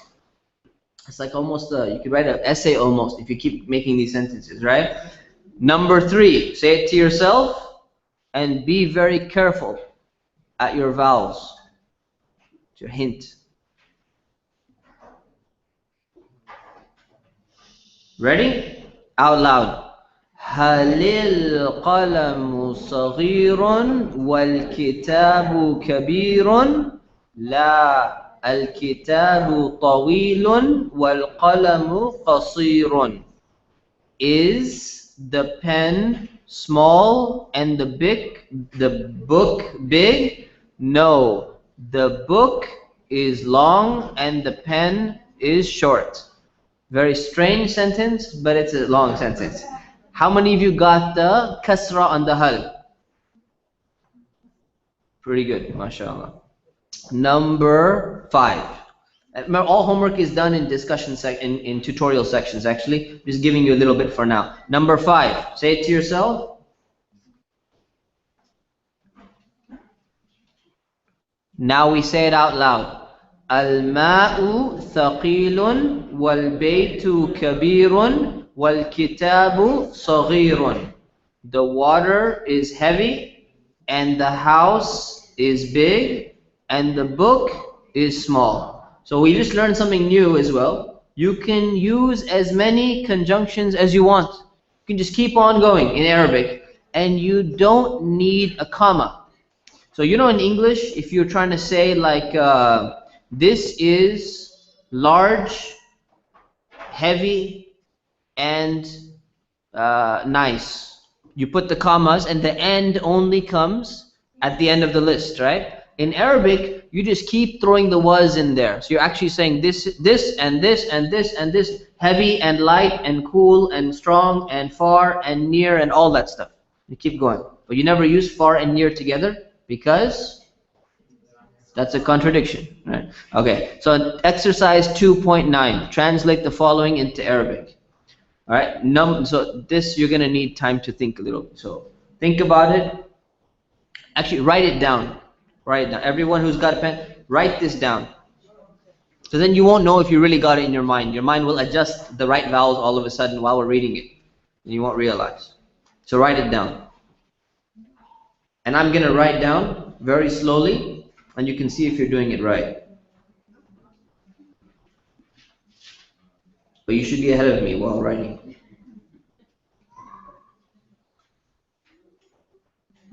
I already messed up. All right.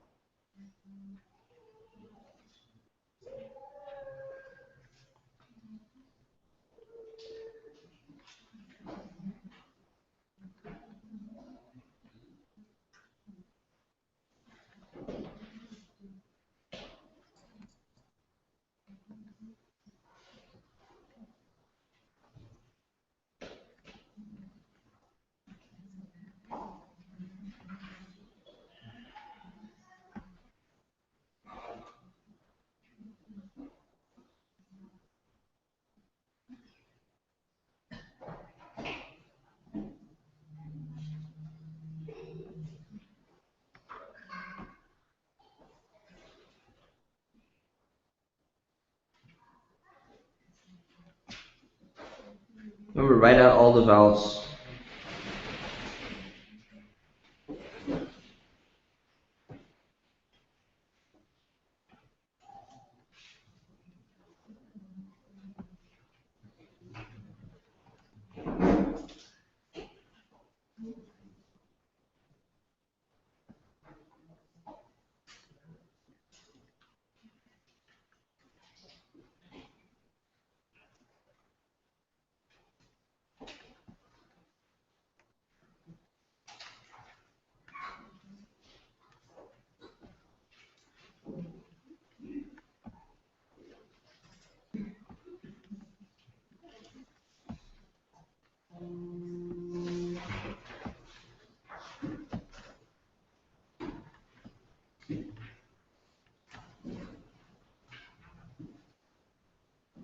Except sukuns. You can skip sukuns, but write every other vowel.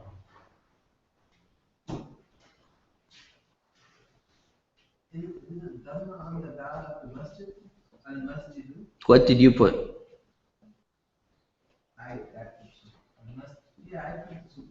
You put a sukun? You put dhamma? That's correct. Oh, is mine thing right here? You mean this one? Or the second one? That's dhamma, yeah. Yeah, yeah. Who got it right? People? Two people? Who actually finished? Okay, alhamdulillah. So, all right. Alhamdulillah. Yes, any questions on this one? Okay, question? I'm just wondering if that question about the masjid and al-bayt the same, the distance between al-masjid and al-bayt قريب. لا المسجد قريب المسجد والبيت قريب لا المسجد قريب. Yeah, it's not a correct sentence actually. Yeah, good point. Yeah, that's true. Yeah, I can review that. But not in the beginning, not all of these are going to make sense. We're just trying to review vocabulary. Okay, we got that? Okay. Let's do number 5. And this will be the last one we move on. Number 5, the student is new and the man is old. Start writing.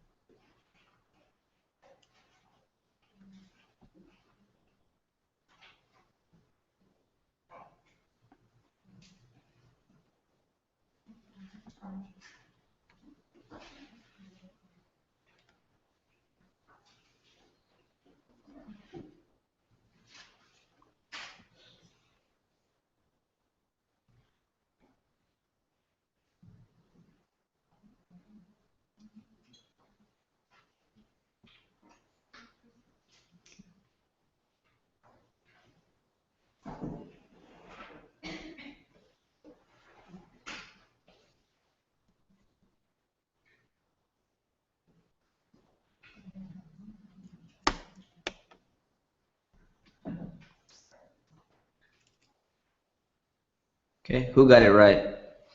MashaAllah. Now let me tell you where most people would make a mistake. First, they would make a mistake right here and they would forget to write the shadda. You have to write the shadda. On your final exam, if you don't write the shadda, then I don't know that you know that this is one of those al combines with the following letter. So if you don't write the shadda, it's wrong. That's one place where people would make the mistake. Second place is on ar-rajul.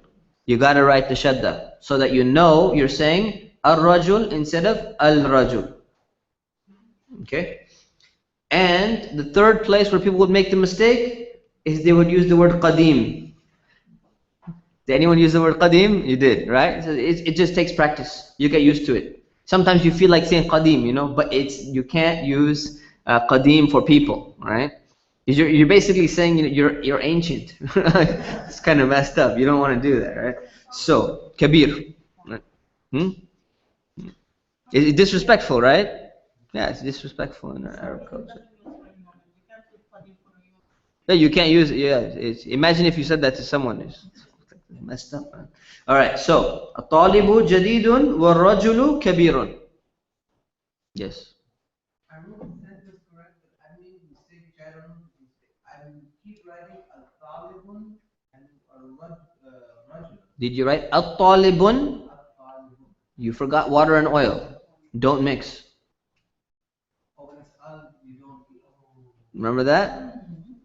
Right? Al-tanween. Does never comes together. Got it? Jimmy. Context of old in the sentence for a man is usually what, the opposite of new, or to actually say that he's an old man?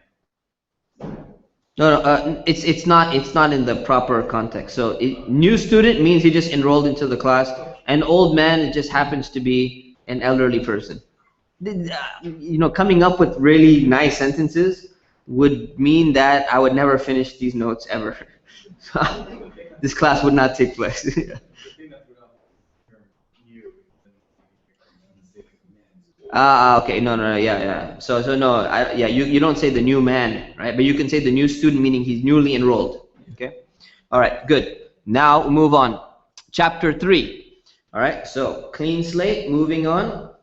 Chapter 3. We're catching up now, where we should be. So number 1, Muhammadun Rasulun. Muhammad is a messenger.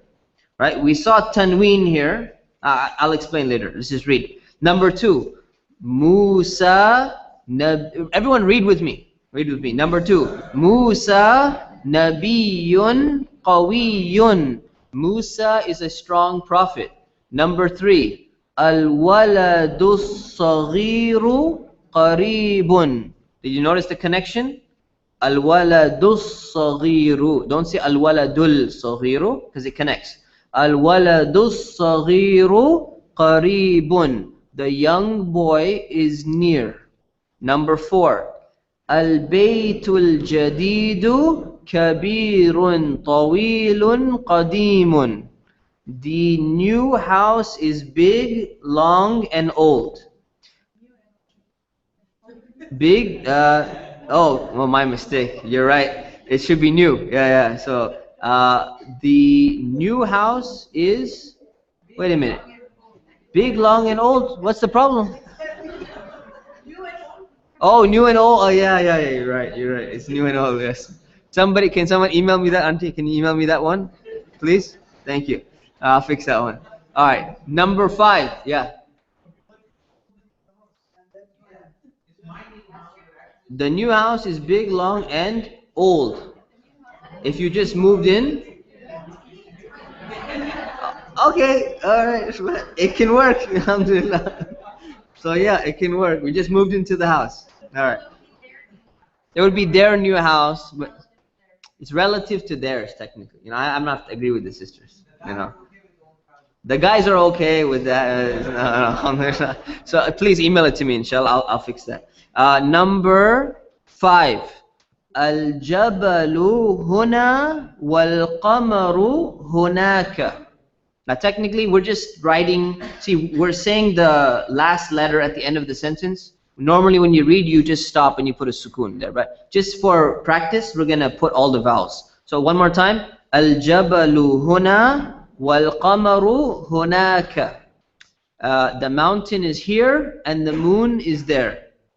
Number 6, Huwa Allahul Qawiyyul Kabiru. He is Allah, the mighty and great.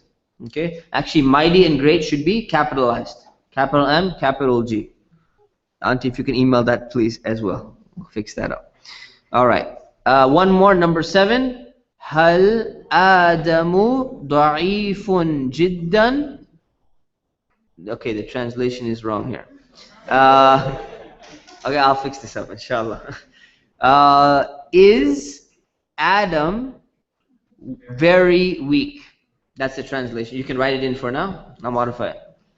Is Adam meaning the name Adam, the guy Adam, is Adam very weak? Okay, now let's look at the vocabulary. We have nouns and adjectives. Muslim means, can anyone guess this one? Muslim. Good. If anyone gets this wrong, it's going to be really bad. All right. Kafir means an unbeliever. Okay. Mu'min is a believer. Nabi with the shadda, Nabi is prophet. Insan is a person. Rasul is a messenger. Jabal means mountain. Qamar means moon. Da'if means weak. And qawi means strong or mighty. Okay. Few other words, proper nouns here. Yes.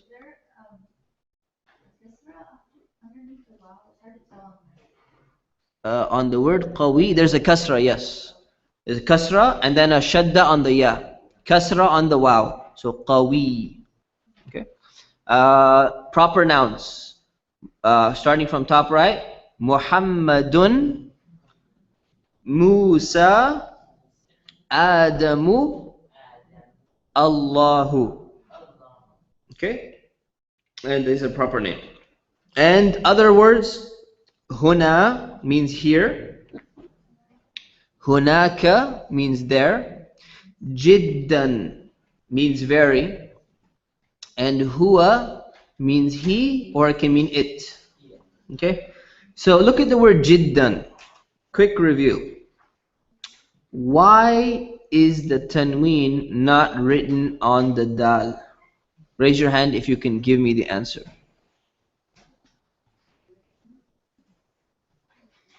You see the tanween, right? We see a tanween on jiddan. It's there. What is it written on? On the alif. Why is it not written on the dal? Jamil. You just write it by default on top of it? No. The dal is not at the end. That's not the answer either. Yes. Because of the shadda, the tanween is not going to come on top of the shadda. Why not? No, that's not the reason. These are all good tries. But what's that? Because it's definite? No, not because it's definite. There is alif in the end. We learned this in the first class. It was there. Subtle point, but it was there, yes. No, that's not the reason. That's not the reason. No. Okay, if you go back to your beginning notes, right, you can write the tanween on the dal as well. Both of them are fine. We're just going to use this convention which is used in modern printing. Both of them are fine. All right? That's just a little thing, you know. So just, if you think that you got 100% of everything from the previous classes, now you know you didn't get 100%. So now you can go and review, have some motivation. If you're one of those people who loves to be like at the 100% level, is anyone like really into that? I gotta be the 100% student. Anyone here? We got only one. We got a few. Alhamdulillah. We got a few students. So if you're like one of those, it means that you didn't get it yet. So you gotta go back and you gotta review because you want to get 100%. All right. Explaining the text. So let's take a look at one and then we'll stop here. So number one, sentence number one. Muhammadun Rasulun. Muhammadun Rasulun. And you see the voweling on your paper, so I won't write the voweling down. So this sentence, this actually introduces a proper noun. So a proper noun refers to a person, or the name of a person or the name of a place. Like Muhammad, proper name for a person. Makkah, proper name for a place. Right? These are proper names, or proper nouns. Okay? Notice that the word in this sentence, Muhammadun, it has a tanween. But keep in mind, a proper name or a proper noun always is going to be definite because you're referring to a specific person whenever you use the name. So you see a tanween in a name doesn't mean that you say a Muhammad. Right? You can't say a Makkah, right? Obviously, because it's referring to something specific, but it can still have tanween. So when it comes to proper names for now, just memorize whether they have a tanween or they have a vowel or they have neither a vowel nor a tanween at the end of the word. Okay, so let's take a look at examples. Muhammadun has tanween or no? Yes. Adamu has tanween or no? No, it doesn't. So you have to remember, Adam does not have tanween. Muhammadun has tanween. Musa, tanween? Any vowel at the end? No, it ends in a long vowel, so it doesn't have any actual vowel on the last letter. Right? Musa. Okay? So also notice that the word Muhammad in this sentence is the subject of a nominal sentence. So again, remember I told you keep drawing these boxes? We got a box here, we got a box here, and we got an equal sign. This is a complete sentence. Muhammad means no, it's the name Muhammad, right? Means Muhammad. Rasul means messenger. So now if I'm telling you this is a nominal sentence, what does this mean? Muhammad is the messenger or this messenger?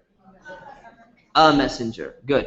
Very simple. Nothing too complex. So all you got to do is you got to realize that Proper nouns, you don't need to add a al to them. You're never going to add the word al and say al Muhammad because it's already definite automatically. So you don't need to worry about it. So Muhammadun Rasulun, let's substitute another proper name in here. What's another name? Adamu.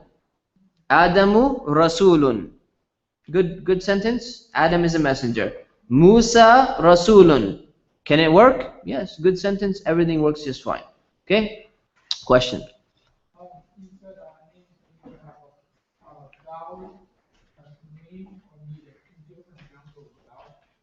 Adamu. It's a vowel. Adamu is a vowel. Okay? Let's do one more example. Okay? Muhammadun Rasulun. What's the second example? Musa Nabiyun Qawiyun. Okay. So we're learning a new concept here. Musa Nabiyun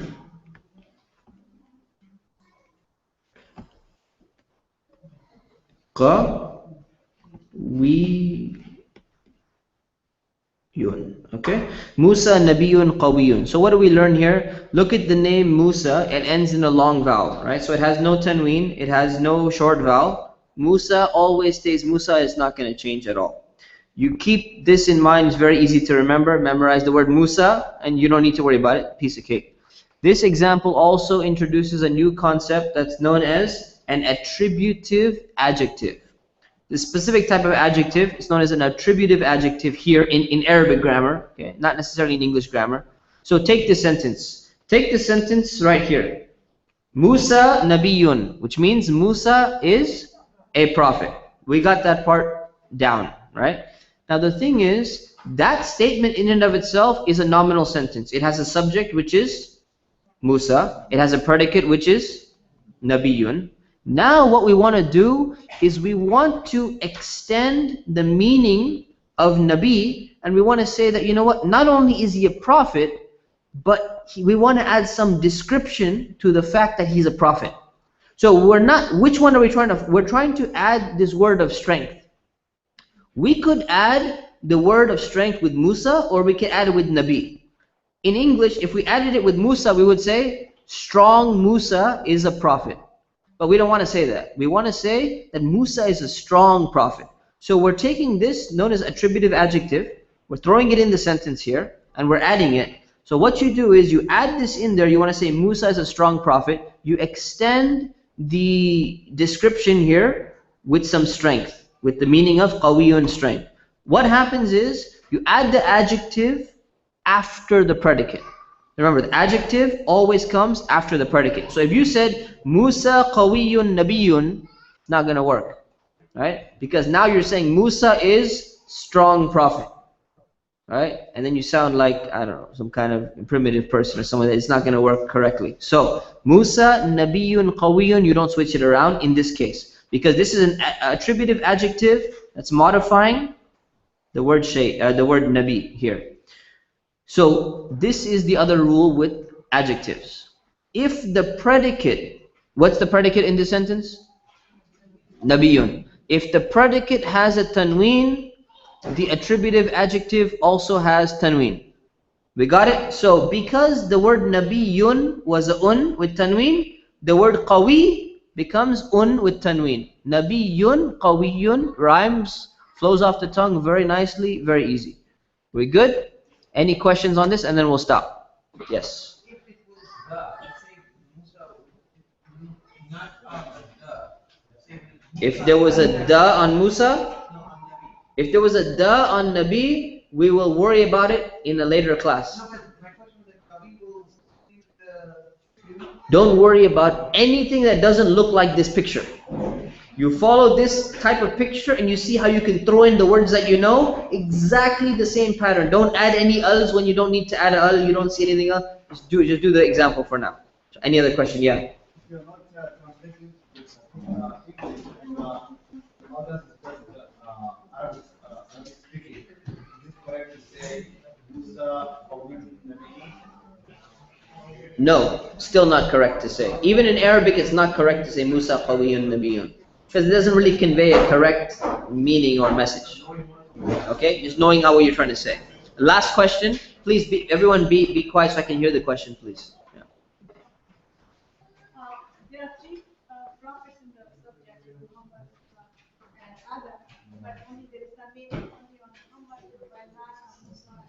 Yes.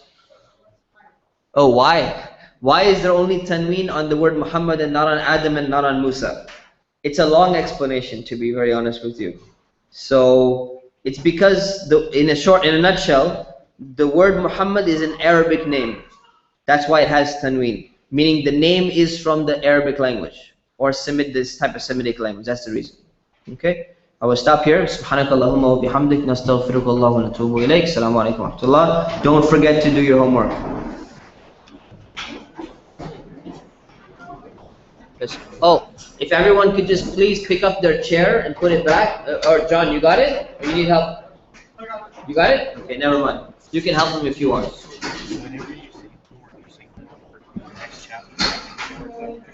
No, for this chapter. For this chapter.